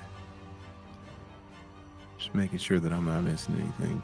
I would like to attack, and because I am in stealth, I should have advantage on the roll when I roll for attack. You have advantage anyways because it's blinded. Yeah, but I want to double it up if possible. Like double Why everything you up double wherever it? possible. You just have to. I just want to be prepared as all. It's like just in case. You never know. You never know. Isn't triple advantage? I mean, 19 is Yeah, next will hit. perfect. And because of advantage, it will be sneak attack. Which means I get to do another 2d6 damage, which is just delightful. So let me grab these, and then it's a 1d8 plus 3. I don't want to do the rolls on the computer. And then that's a lot of dice. All right, so we're looking at, that is 9 with the primary weapon, then another 3, so 12 damage. 12 damage? Yes. All right. So yeah, you slash at this manifestation of what your life in lower, bottom, upper middle management. I keep adding to it every time. And you feel a little bit of catharsis in your soul as you begin to slash at these paperwork that has become your life. This is the first round of combat, right? This is the first round of combat, yeah. Perfect. So technically, I also get to use sneak attack assassinate since it's the first round of combat. Hell I yeah. have damage, so it's another 3 damage. So technically 15 damage. Okay. I'm all about trying to find all the. This is why I like rogues. Like, let me be sneaky and then hit a thing in the face. All right, Aiden, that is you. Gorgeous. Thing is blinded. How far away am I from the table? Did you walk up to it at all? Like I'll let you place yourself in this room and that. Theater of the mind. How far away is the table from the door? Remind me. From the door? I mean, there's not only a door. You've been going down there like. Oh, okay. never-ending It was all in the hallway. Yeah. Okay. And then just this table was here. Great. I will let you place yourself anywhere between like 60 and 0 feet from the table. Okay. I don't know. I don't know. I mean, I would love to be. I'll take 30 feet from the table. No. Yeah, I'll take 30 feet from the table. I'll take 30 feet from the table. Wait. 29 Wait, feet from the table. Put me under the table. I want to be. I am the table now.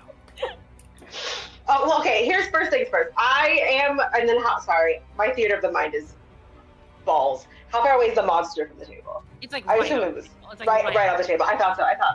I would like to be 30 feet from the table, so that I would like to. I'm locking it in. I'm going to take a run towards the table. I'm going to shoot my crossbow at him while I'm running. Okay. Advantage attack. Yes. Mm-hmm. Okay, well, both of those were not incredible. But short bow is going to be a 13. That does not hit. But I have good news. Everyone definitely gets to do a calamity roll. Thank you so great. much, Katie, for helping us get to our $3,000 goal. Yeah, come on. Appreciate you. Calamity rolls, and then also it says plus your choice, so I'm going to say the extra $25 goes to having a nat 20, because we need them. I like that. So Yeah. Perfect, I we have love 2 it. nat 20s in the pool? 3 now. 3 nat 20s Come in the on. pool. So we're doing the calamity rolls right now. Let's do them on initiative 20, like a lair action. So let's get through this Okay. round of initiative, and then we'll calamity it up. Cool. Gorgeous. Then I would like to use the rest of my turn, which is 30 feet of movement, So to get to the table, can I see which of the keys is mine? I would like to snatch my key. I will let you do that. It is the key to your house, yeah. And correct me, if he is blind, does he get opportunity attacks when I back away? He is still going to get an opportunity attacks because again he doesn't have sight. Okay. Then I'm going to disengage so he doesn't. I'm going to disengage so he doesn't. Great.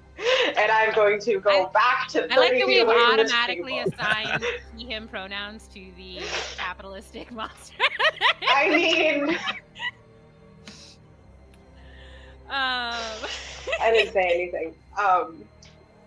And then I will end my turn 30 feet away from the table in as much darkness as possible, but I can't hide because I used my bonus action. Yeah, you can't hide, but it is pretty dark. 'Cause again, it is mostly just that like one lamp that is doing it.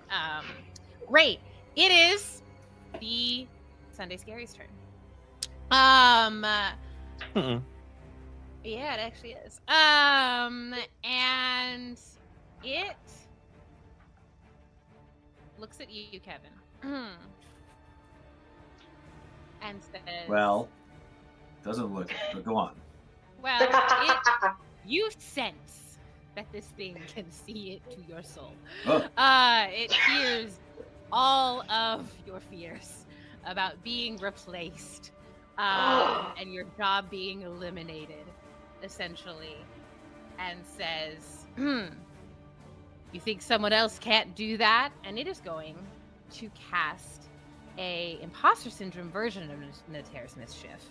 So basically, I need you to roll me another d4. Oh, I get to do the mischief? Yeah, I'm going to let you do that. To myself? Yourself. That's a 3. Okay. Okay. Oh my god. That's usually who does it. In public? Sorry. Public? Phrasing. Who's near you? Is anybody near Kevin? I don't think so, because I scooted right, because I misinterpreted where the table was. Okay.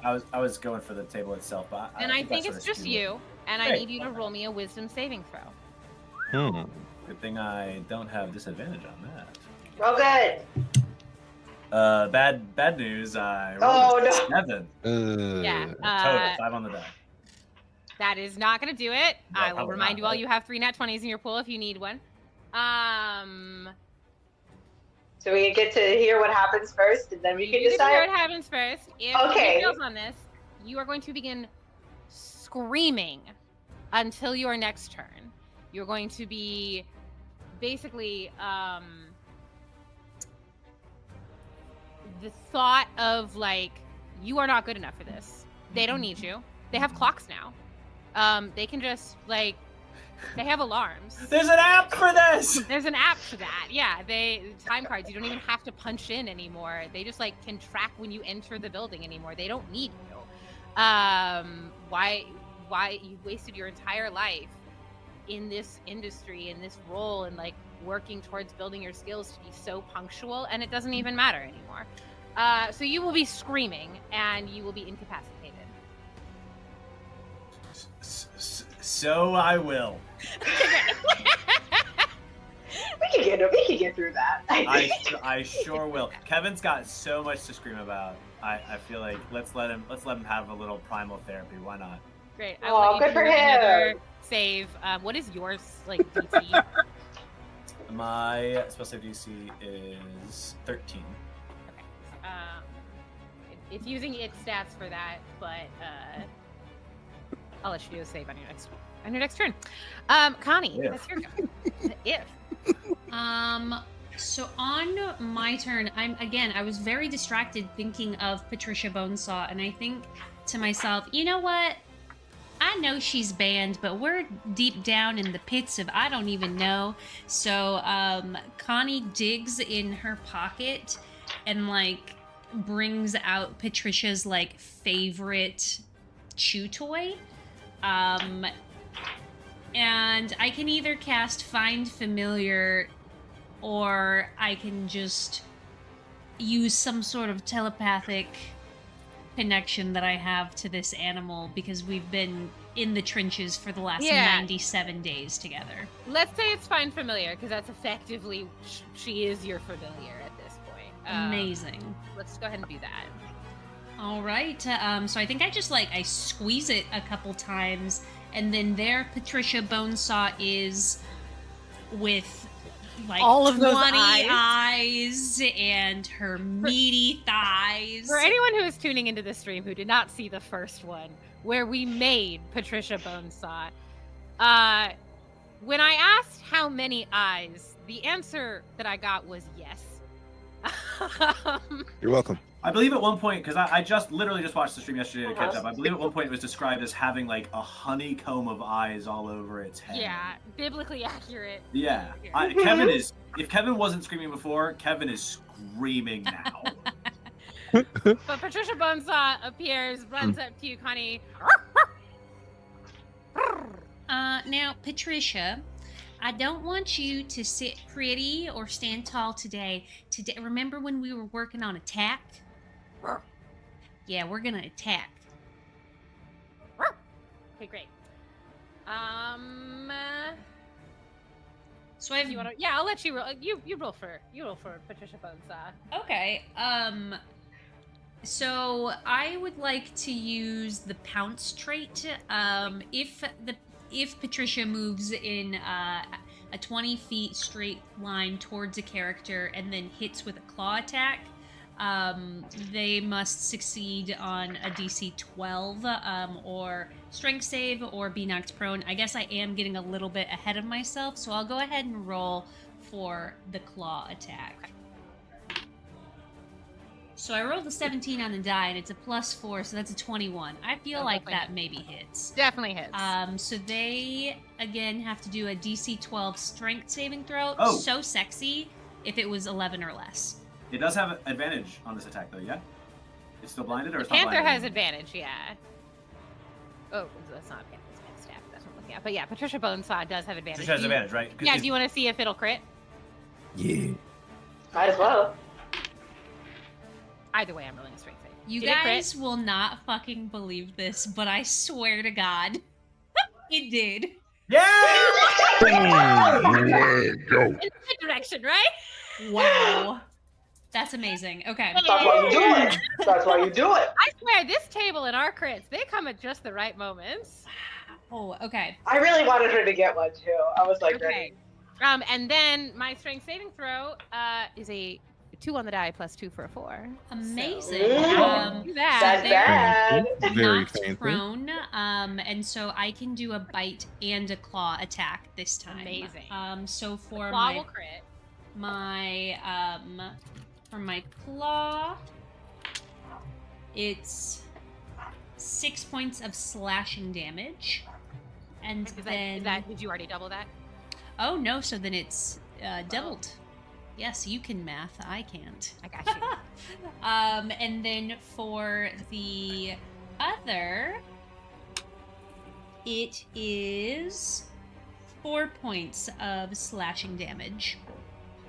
So yeah, Patricia Bonesaw comes in, sees this, complete antithesis to what she wants out of life, which is to run and frolic with Connie in the fields. But instead, this is keeping Connie here in this terrible capitalistic hellspace, and just pounces, goes to town. Again, this is like a very ethereal, non-tangible kind of thing. So it's very, very funny to watch Patricia Bonesaw with very, very meaty limbs. And if I remember correctly, wings? Couple of Can't wings. Patricia fly? Yeah, very You have funny. 2 left wings. Yeah, Meaty. really, really an abomination that we made here. Just tears into these KPIs. This is not today. We're gonna take Summer Fridays. Thank you so much. I've got just one question then before my turn is up. Does Patricia Bonesaw now, when we all roll for Calamity, since we haven't done that already, does she get included? She does get included. Amazing. Oh no. I think she does. Fabulous. And let's do that now because we are at the top of initiative. So everybody go be a Calamity. Be nice. Ooh. Well, I don't think it's gonna. Kevin, what you got? 95.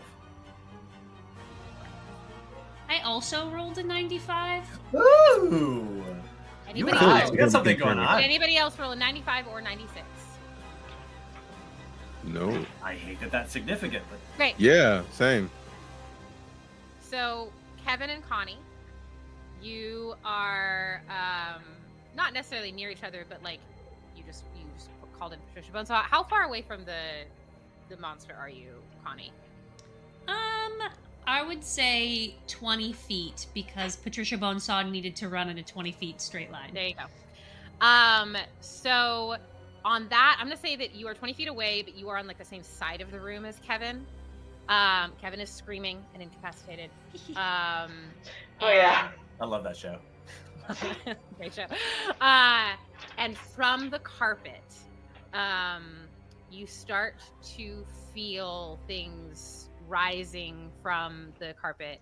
Specifically on the calamity chart, it says carnivorous vines start wrapping around the character's feet. Farts. I'm gonna say that we are in this office, and so it's probably like when carpet hasn't been vacuumed in a while. Don't do that. Don't do that. It's all of that Moldy. gross like hair and Oh dust and all God. that coming So down. many skin cells in there. So much DNA. And it says they must act quickly to avoid being eaten. I'll let y'all interpret that as Mustn't we all? Mustn't we all? And keep in mind, Kevin is screaming and incapacitated. We're all just a meat stick at heart. Aw. I hope someone signs on a really important document with me. Kevin's just over in the corner Like, screaming. sign, both of you sign it, or? I don't know. Oh God. All right. So I'm gonna let y'all react to this. Oh. Well, I can't. I'm incapacitated. I will allow you to react to this. Oh. I'm going to take my axe off my back. It and really kind of just looked like you were sitting forward to look at us. I understand now you were looking at your computer. You kind of just looked at you like. Guys? What do you think could happen? Help me. You go first, Connie. I am ripping my axe off of my back and I'm fluttering my wings as fast as I can and just like hacking and slashing at not my feet, but like the vines that are wrapping around my feet. Okay. Go ahead and make me either a dex save or an attack roll, your choice. Ooh, everything sucks. We got nat 20. I rolled a 17 with my axe to hit. Hey. Okay. Yeah, no, you are able to cut away at the vines, and because of your wings, you are able to like stay up high enough that even though they're still sort of trying to crawl up to you, you are enough off the ground that it's not going to hit you. Kevin. I have a lovely little spell here called Sword Burst. Okay. That I think will satisfy me narratively in this moment, functionally. In that I think this is just truly a reaction, just like a reaction to fear that sorcerers being in touch with like magic naturally within them, within their blood. It just sort of happens without Kevin even realizing it. So it is a momentary circle of spectral blades that sweep around you. All of the creatures within 5 feet of you must succeed on a dexterity saving throw or take 1d6 force damage. Great. Yeah. Okay. Well, they're vines, so. They're vines. Okay, that is a what was the DC? 13. Great. That was a 12 minus 2, so 10. Great. Yeah. So I don't know. 1d6. 1. Great. That's enough.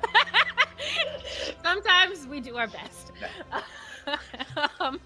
You are able to, like, the spectral blades go out and clear a path around you. It's still sort of like climbing near you, but nothing is directly on you. I am going to say that you are still screaming and incapacitated. Totally. Yeah. We mowed the lawn a little bit. We mow the lawn with our fear. In public? The lawn's always outside. That's why it's funny. It's funny. The lawn's always outside. You know what I meant. That's good. It's That's funny. what you meant. All right. Speaking of which, Grakal, what did you get? Your candidate. 87. What? 87.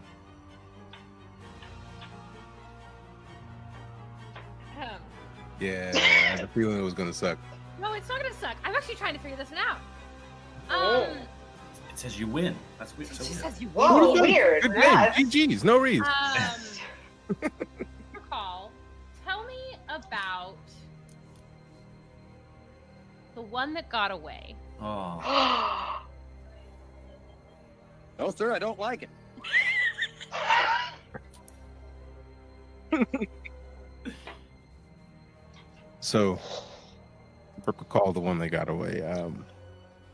He was sneaking, attempting his assassinry, to be a rogue, and he found his way to a village of non-Goliaths because he was still young and he was trying to, expand his paths. He was looking for somebody who was a dastardly doer, and he came across a cottage. In that cottage, he heard like what sounded like someone being absolutely mauled. So he went in stealth and then went to the doorway, gently opened it, went inside, and found a gnome who literally just like stubbed their toe. So he was just trying to be helpful. He was like, I thought somebody was dying in here. I'm sorry. How can I help? And the gnome lady was like, she's just like, oh, thank you so much. Just stubbed my toe on this thing. And he's just like, with the noise you were making, it makes no sense that you stubbed your toe. What was actually happening? And like just darkness came over her face, and she just said, I was in here minding my business and I felt like somebody just decided to sneak outside of my house and they wanted to come inside and do something, so I didn't appreciate it and I just got mad and wanted to see what he would do. and that moment, Krakal fell in love. And he was just, that was the most amazing show of force I've ever seen. And she was like, I know. and he was like, he's kind of dug in his pocket and then pulled out what he thought was something small, something, it's like a key ring. And he was just like, marry me. And she was like, Boy, stop, you stupid. and then she just kind of kicked him out. Get out of my house. And he was just like, okay. So he still doesn't know her name. He's just been smitten this entire time at somebody who could swindle him in such a fashion that he sneaks back to that village every once a blue moon, and just to see if she still makes it sound like she was getting mauled, in the hoping that he can try to help her again. You see on your house keyring that is still on the table in front of you, materializing on it, is a keychain with her photo on it. Oh. And you can decide if this bolsters you or hinders you. Oh no, Krakal was ready to fight from the jump. With that key on his key ring, he's like ready to destroy this silly paper monster. Amazing. I'll give you a boon later. Specifically, what I rolled on this one was a long lost love or friend shows up from the character's past. So here we go. So I'll give you a little boon for that. Aiden, what'd you get? 48. Great. So that was beautiful. Okay. Aiden, Yeah. did you know that you are sitting backstage right now? Did you know that you are on a webcam? Did you know that you are rolling physical dice to determine if you are successful in your endeavors in life? I rolled the character momentarily breaks the fourth wall, so. Your outie does musical theater. Yeah, I missed that. So you don't have to do that right now, but I will say at some point before we end, I'm going to need Aiden to break the fourth wall somehow. Okay. Oh God, great, thank you. Jess, do you want to roll for Patricia Bonesaw? Patricia Bonesaw rolled a 7. Ooh.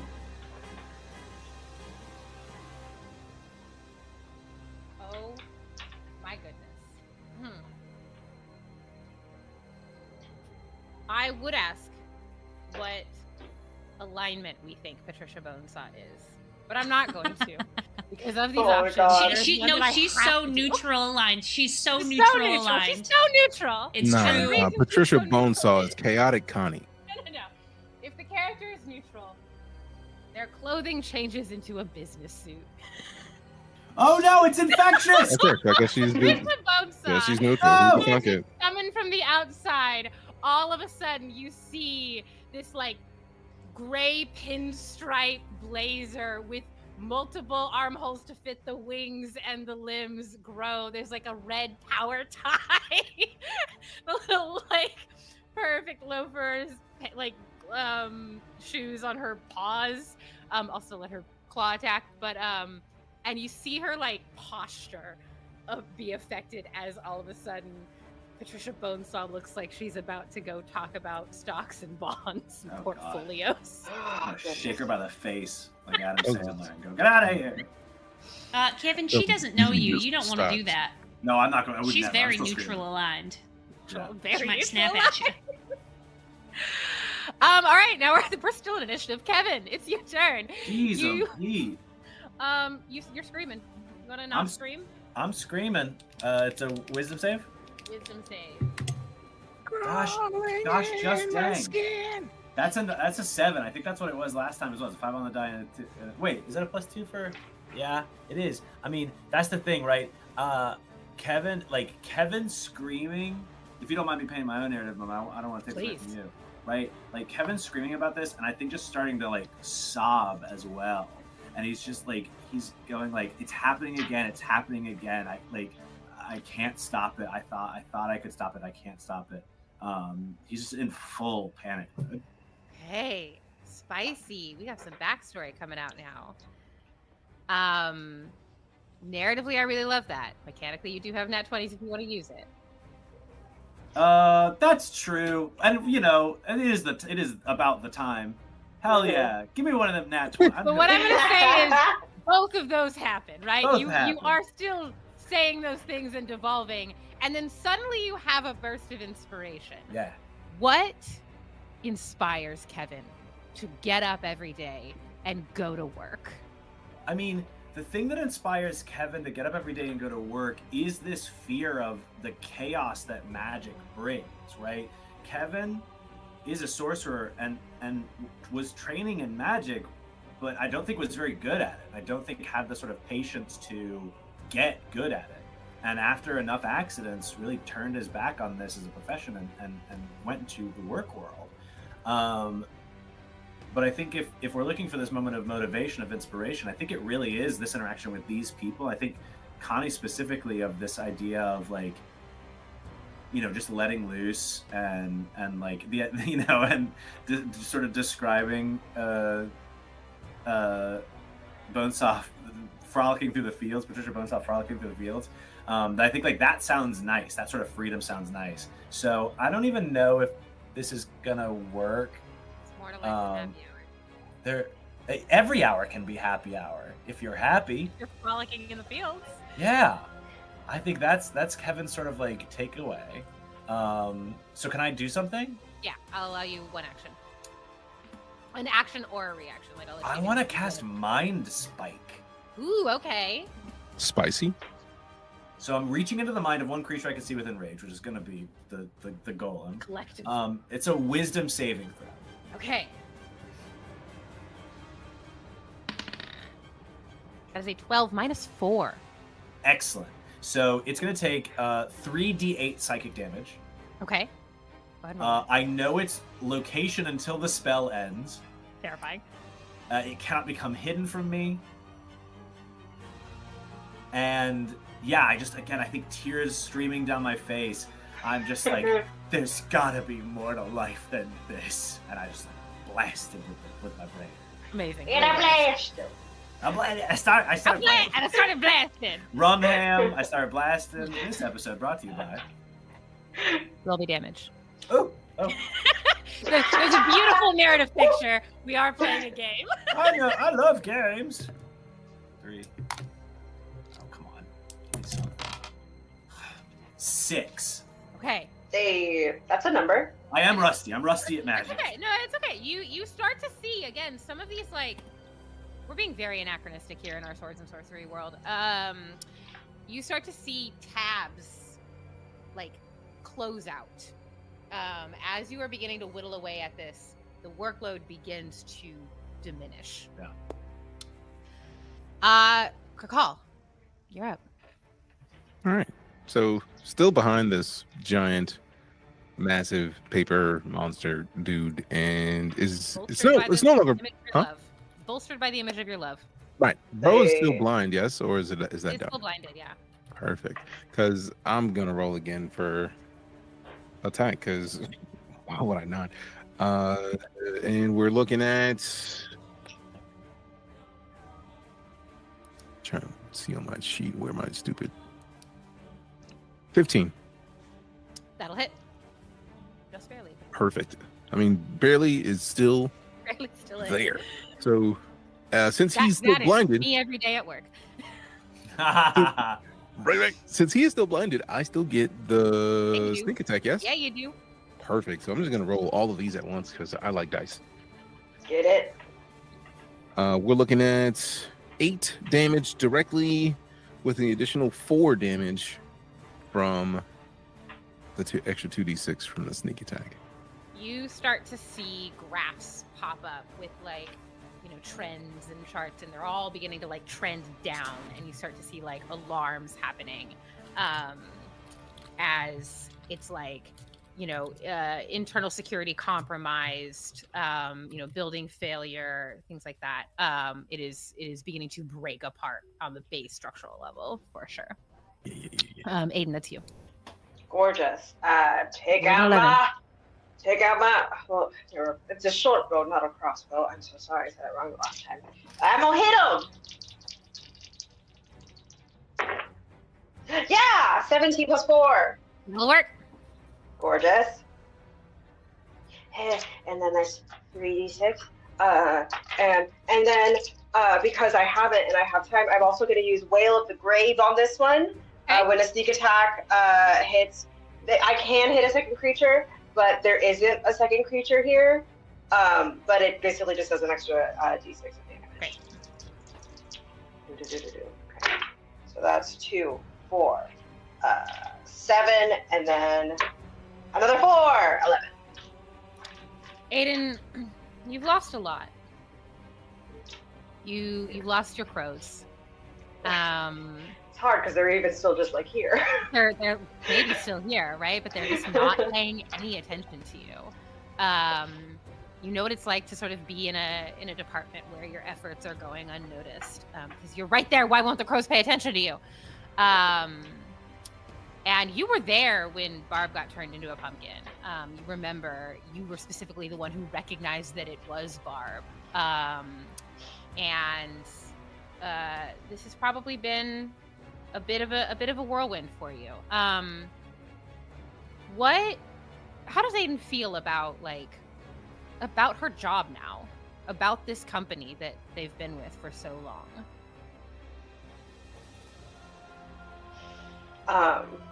I think Aiden for sure is like, all of my talents are being overlooked. And I am just sitting here day after day being unutilized, and sometimes I don't even get to put my costumes on. And my hair just has to, hold. Oh no. Oh no. Oh no. No. Sorry. No. I don't even get to read my emails. And either way, I'm getting really frustrated from not being utilized to my full potential.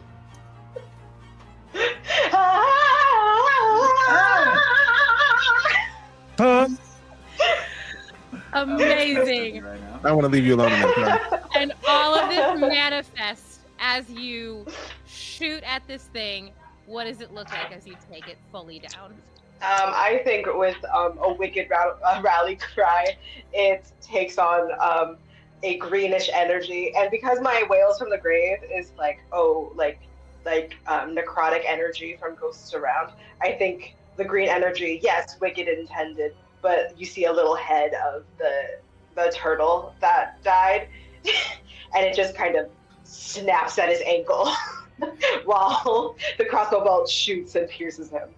Kevin starts screaming again. And you see like the little thinking dots on the computer when it's like trying to reboot and whatever. It just starts to like fill this entire amalgamation, and then it just breaks into mist and dissipates.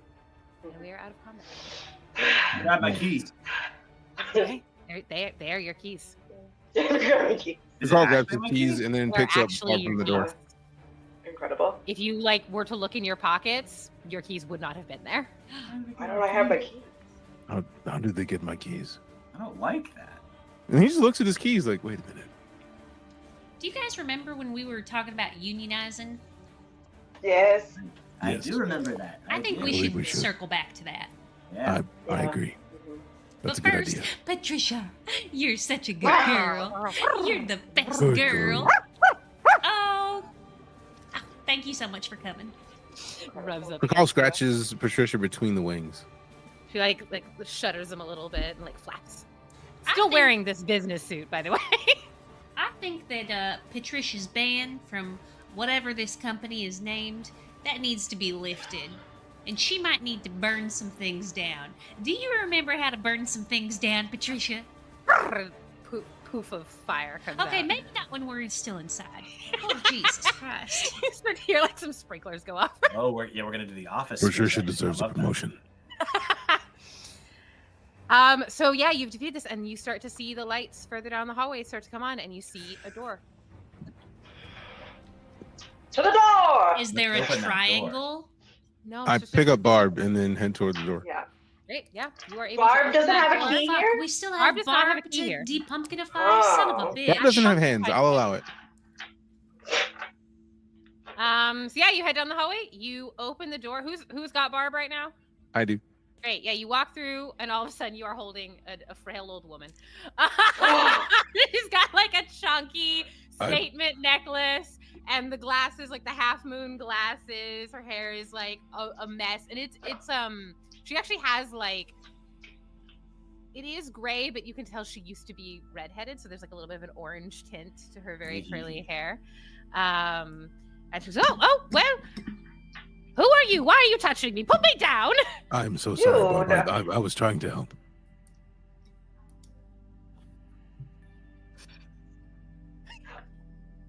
That's polite. That's just good manners. That's just good. Out of- It's just- Does Barb have the Sharpie smile on her like clothing? No, not on her clothing, no, but she did have that sticky note there. That's Okay, so cool. funny. Oh, thank goodness. Oh. So you haven't answered my question. Who are you? You don't recognize our voices, Barb? Listen, a lot of people work at this company. I know I work in personnel resources, but I can't remember every single one of you. We just I'm got Kevin. done talking. Hi, Kevin. I don't know you. I definitely don't know you. No, I'm. Well, I'm you definitely don't know Kevin. Kevin. You don't know Yeah. Kevin at all. But Kevin's this new. guy was in your brain recently. I am I good do call. recognize your voice. You said you had 3 children. Oh my And- goodness, my children! Yeah, maybe we should let her down so she can attend to that. Put her down the second that I realized she was a person. I forget she's Oh. on the ground. She is on the ground. Yeah. And you hear over the speakers, you hear Margaret's voice coming back in. See if I can remember what that was. Okay, well. That was indeed a success. Barb, I'm sure you want to go home and see your family. Unfortunately, we are going to need to keep you for testing. So if you would just, right this way over here, and you see doors open up with some and fog comes out of it, and there's alarms and some very corporate suits walk in and begin to grab Barb. Barb, no, don't do it. No, don't do it, Barb. No, say no. Well, say no to what? Barb, you've been here for 98 days. What? 98 days, Barb. Think of the children. Also, they've been docking your pay. What? You're- All of a you're- sudden, you see Barb turn into truly everyone's nightmare at this point. Barb slaps out at the people that are trying to grab her, and you see her go like full monk. And she is like unarmed striking at these people. I don't think that she's wearing shoes at this point because she was a pumpkin. So she just goes crazy, knocks them down. You hear above the speaker, you're like, oh, okay, well, that seems unnecessary, but perhaps an adjustment period is necessary. We'll just expect for you to report in next Monday. How about that? How And about Barb- this? I think what Barb's trying to say is, we quit. Barb, I don't have to be speaking for the group, but I do quit though. I quit, and I can. If Barb wants to go, she can go too. But I quit. I don't want to work anymore. I think Barb deserves overtime pay for all of the time she was a pumpkin that happened on the job. That should be a workplace accident, which means the employer would be held liable for such things. So all of her back pay should be resumed, and stop docking her pay. Well, I'm just personnel resources. I'm not legal, so I can't speak to that. But it does seem like that concerns Barb and not you. So I'm sure we'll work it out. Kevin. He's kind of like elbows Barb, like, help me out here. Yeah. I deserve pay. That. Yeah. Yeah, you She's one of a do. kind. Also, I No quit. category. Oh yeah, Barb and I quit. Don't quit Yeah, yet, Barb. Barb and I Don't- quit. I have to pay you first, then quit. That's why I said it second. Mark goes, okay. Wow. Well, I feel like Wow. all of us. I think all of this could just be solved by a quick little ice cream social. So if we just all want to. No, stay go strong. down Stay to strong. Conference room, I believe that they have some hot fudge, some brand new hot fudge with I think it'll be a great. I'm gonna message to Kevin and say, just unquit for a moment, get the ice cream, and then quit again. You see Kevin go. Yeah, yes, exactly. I do think ice cream. I can see that you like that idea. So we'll all just do that. And like I said, reminder to everyone, you all did sign NDA. So anything that happened here today, you are legally not allowed to speak of to anyone. Well, we're not going to tell you what will happen if you do. But anyways, thank you so much for your assistance in depumpkinifying Barb. You have all been completely successful in your performance improvement plans. You will be receiving a full written write-up from your supervisors within the next 3 to 6 quarters, and we'll go What? from there. 3 to 6 quarters. Yes. That's a long time. It's like 75 cents. Cool. So you all are able to leave this new hire orientation hall of terror. And I want to give everyone, I think we're about at time, so I want to give everyone a moment to sort of wrap up their character and the journey that you've had here. So you all, everyone except for Connie, remembers that you don't remember anything from your own new hire orientation. And as soon as you walk out of this hallway, you don't know how you got there. You find yourself back in the lobby of Janabla. You have like a hankering for ice cream, and there's also a little bit of stirring resentment of like something about, I don't know, working together as a group to dismantle things, but can't quite put your finger on it. So over the next, let's say, like week or so, what do you think your character does? They can tell that something is missing, but they cannot tell what it is. So what does your character do to sort of try and reckon with that fact? Let's start with Connie. I think that I use the speak with animals spell because Patricia Bonesaw isn't typically allowed into Genova. So I think that I would talk with Patricia Bonesaw to see what happened. Now, Patricia Bonesaw hasn't been severed, I would imagine, because she's not an employee. Would she be able to tell me what happened? Patricia Bonesaw is able to tell you everything that she saw. Now, a reminder that she was only there at the end, so You're she outie. only was in that final room with the Sunday Scary, but she is able to recount exactly what happened. I would definitely wrangle up the friends to re-up on the union conversation. I also think after the union conversation happened and we all quit with Kevin, I think that because I had a performance review that happened, I did pick out I picked out a bunch of bard spells. I was planning on being a ranger, but then the Instagram thing happened, and so it just makes sense to be a bard. I think that Connie would just go full send into making Patricia Bonesaw a star and kind of living off of her coattails. Cool. Is there a spell that you would like to cast to assist with that? I didn't pick very good spells for that. Fairy fire? Yeah, absolutely. You make a fantasy TikTok that goes viral. You put fairy fire on Patricia Bonesaw. Yep. With her little suit and everything, so it's like a suit on fire. That's like the whole new business schematic of the Instagram page. Like, who else has a nightmare creature that shouldn't exist that's also in a business suit? Also in a business suit. Nobody. But very neutral. Kirkall.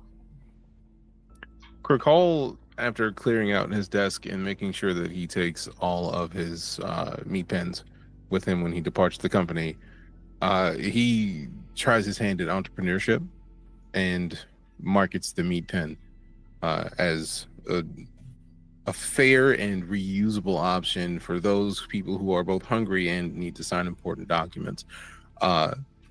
And he figures to try to sell it to the company first, even though they're, he doesn't work there anymore. I mean, he did not mind spending their money. So he spends a good amount of time trying to make that work. He does eat most of his stock because Goliath, he's a hungry dude. He does make his way back to a village in the middle of the night and attempt to sneak in and hopefully find someone yelling as if they're being mauled. Oh. That's what I got. Good help. We leave it there.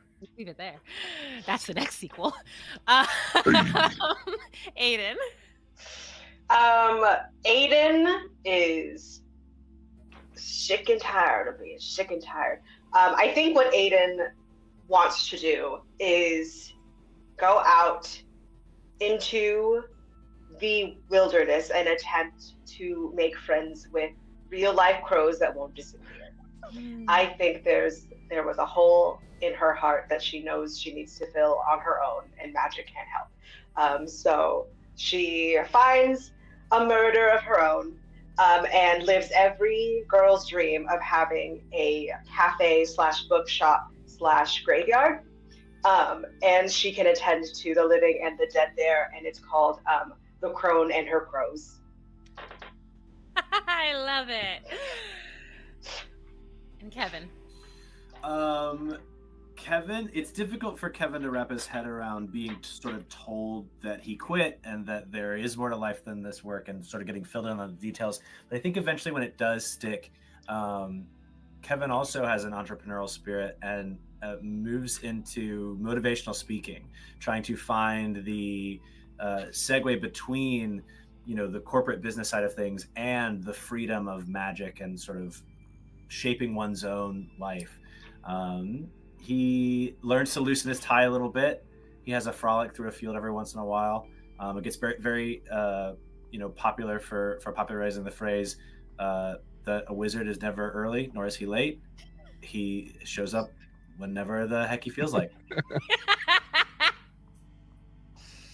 Amazing. Whatever the heck. That's what it's. That's exactly it. That's exactly it. No, he coins that phrase. Yeah, exactly. Yeah, he's really good at Whatever he feels skirting like. the details of an NDA and uses his time and the experience to motivate people. Perfect. So you all go off. You live your own lives free of the shackles of Navla that you had been, stuck with for so long. You hear through the grapevine that they very quickly replaced your lower, middle, bottom management positions. Truly within like 5 minutes. Because they want to replace me. Baby, there's no way. There you go. 6 quote. We're making the fourth wall twice. Yeah, because there is a never-ending supply of cogs in capitalism. But you all have become free and are living the lives that hopefully make you happy. And that's our story. Yay! Let go. Are Barb's kids okay? Well, Barb's kids. Well, And Barb's kids. that's a Were story for Barb's another kids day. okay? Look. How much money did Barb make from the company? I feel like that should be. Oh, a great settlement. Barb was able to do a huge settlement because there was a witness, Patricia Bonesaw, and so she was able to get a huge settlement so that she didn't say anything. What do you guys think the likelihood is that if Patricia Bonesaw would have been evil aligned and had grown horns, or been good aligned and grown a halo, that no one would take her seriously as the witness because she wouldn't have been in a business suit? Yes. Oh, that's the only reason it was. They got her up on that stand in court and that business suit. Yep. Like they were like, well, we have to trust this. Incredible. Well, That my sounds fair. friends, thank you so much to everyone who watched, and thank you all for playing, and Sarah for running this. This was absolutely fantastic. Before we leave, should we tell the people who we are and where they can find us? Let's start with DJ. Hi, I'm DJ. I play a lot of space and sci-fi games. So if you've ever heard of Star Citizen, I play absolutely stupid amounts of that. We've also been playing South of Midnight, which is an absolutely fantastic game. If you have Xbox Game Pass, it literally costs you nothing to download and play it except for your time to download it. And if you download it in the background, you don't have to worry about it. It happens. And hard drive space. But yeah, I play a lot of space and sci-fi games. That's mostly what I do. And yeah, we like to get a little silly. I like to talk about meats, and a lot of the times people will hop into my stream, and then I just say, "Oh, wait, Someone cooked here." Because we did. That was pretty much how that works. I'm gonna shout out and popcorn it on over to David. Hello, I'm David. I am one of the co-creators of the 20-Sided Tavern, which you can still see here in New York until May 11th, and then in various other places after that. I also have a show as part of the New York City Fringe right now called The Kobold Show, which is a clown show where a quintet of kobolds try to get out of the background and join the limelight and become adventurers themselves. That's running at the Rat until April 20th. Heck yeah. Nice. Yeah, and I'm on Instagram at David Andrew Laws. I'm on discord.dagl, and I love to yap. I'll toss it to Carlina. Hey, I am Carlina Parker. I am a stage performer, currently in San Fran with the musical Six. You can find us, I think, at 6broadway.com or something like that, 6themusical.com. I don't know. Get tickets. It's a good show. I am on Instagram. I am on TikTok, Carlina_Parker. Love doing nerd stuff on the side. So join my community. And over to Sarah. Hi, everyone. I'm Sarah Davis Reynolds. Sarah.d.reynolds on, I think, most platforms. It'll either get you there close enough to get wherever you want to go. I'm a general creative bard. I make a lot of things. I'm the other co-creator of the 20-Sided Tavern, which you can see in New York until May 11th, and then other places elsewhere. I have another project coming up pretty soon that will be announced, so stay tuned for that, and see you at San Diego Comic-Con for that as well. And yeah, I just make things and like to have fun with my friends. Over to Jess. Hell yeah. That's me, friends. Thank you again so much. This was part of a 4-stream series over the last 5 to 6 days, I don't know, math, where we've been raising funds for Trans Lifeline. So we raised $3,010, which is fucking phenomenal. So thank you so much to everyone who helped share the streams and watch the streams and donated to the streams and shared out the dono link. I really appreciate it. If you are interested in following along on my tabletop fundraising, you can go to charitytrpgs.substack.com. I do a newsletter 3 to 5 times a month telling you what I've got coming up. We'll have more streams in May. We'll have more streams in July. And wouldn't you know, in June as well. I don't know why I skipped over June. I'm very gay. I can't be homophobic because I'm gay myself. Queerest room here. Woof. But yeah, follow along with that. And with that being said, make sure that you're taking care of yourself and that you're taking care of your trans homies through whichever ways you can, because it's a really weird and scary time to be queer and trans in America right now. So that's what we're leaving you with tonight. Bye-bye. Right.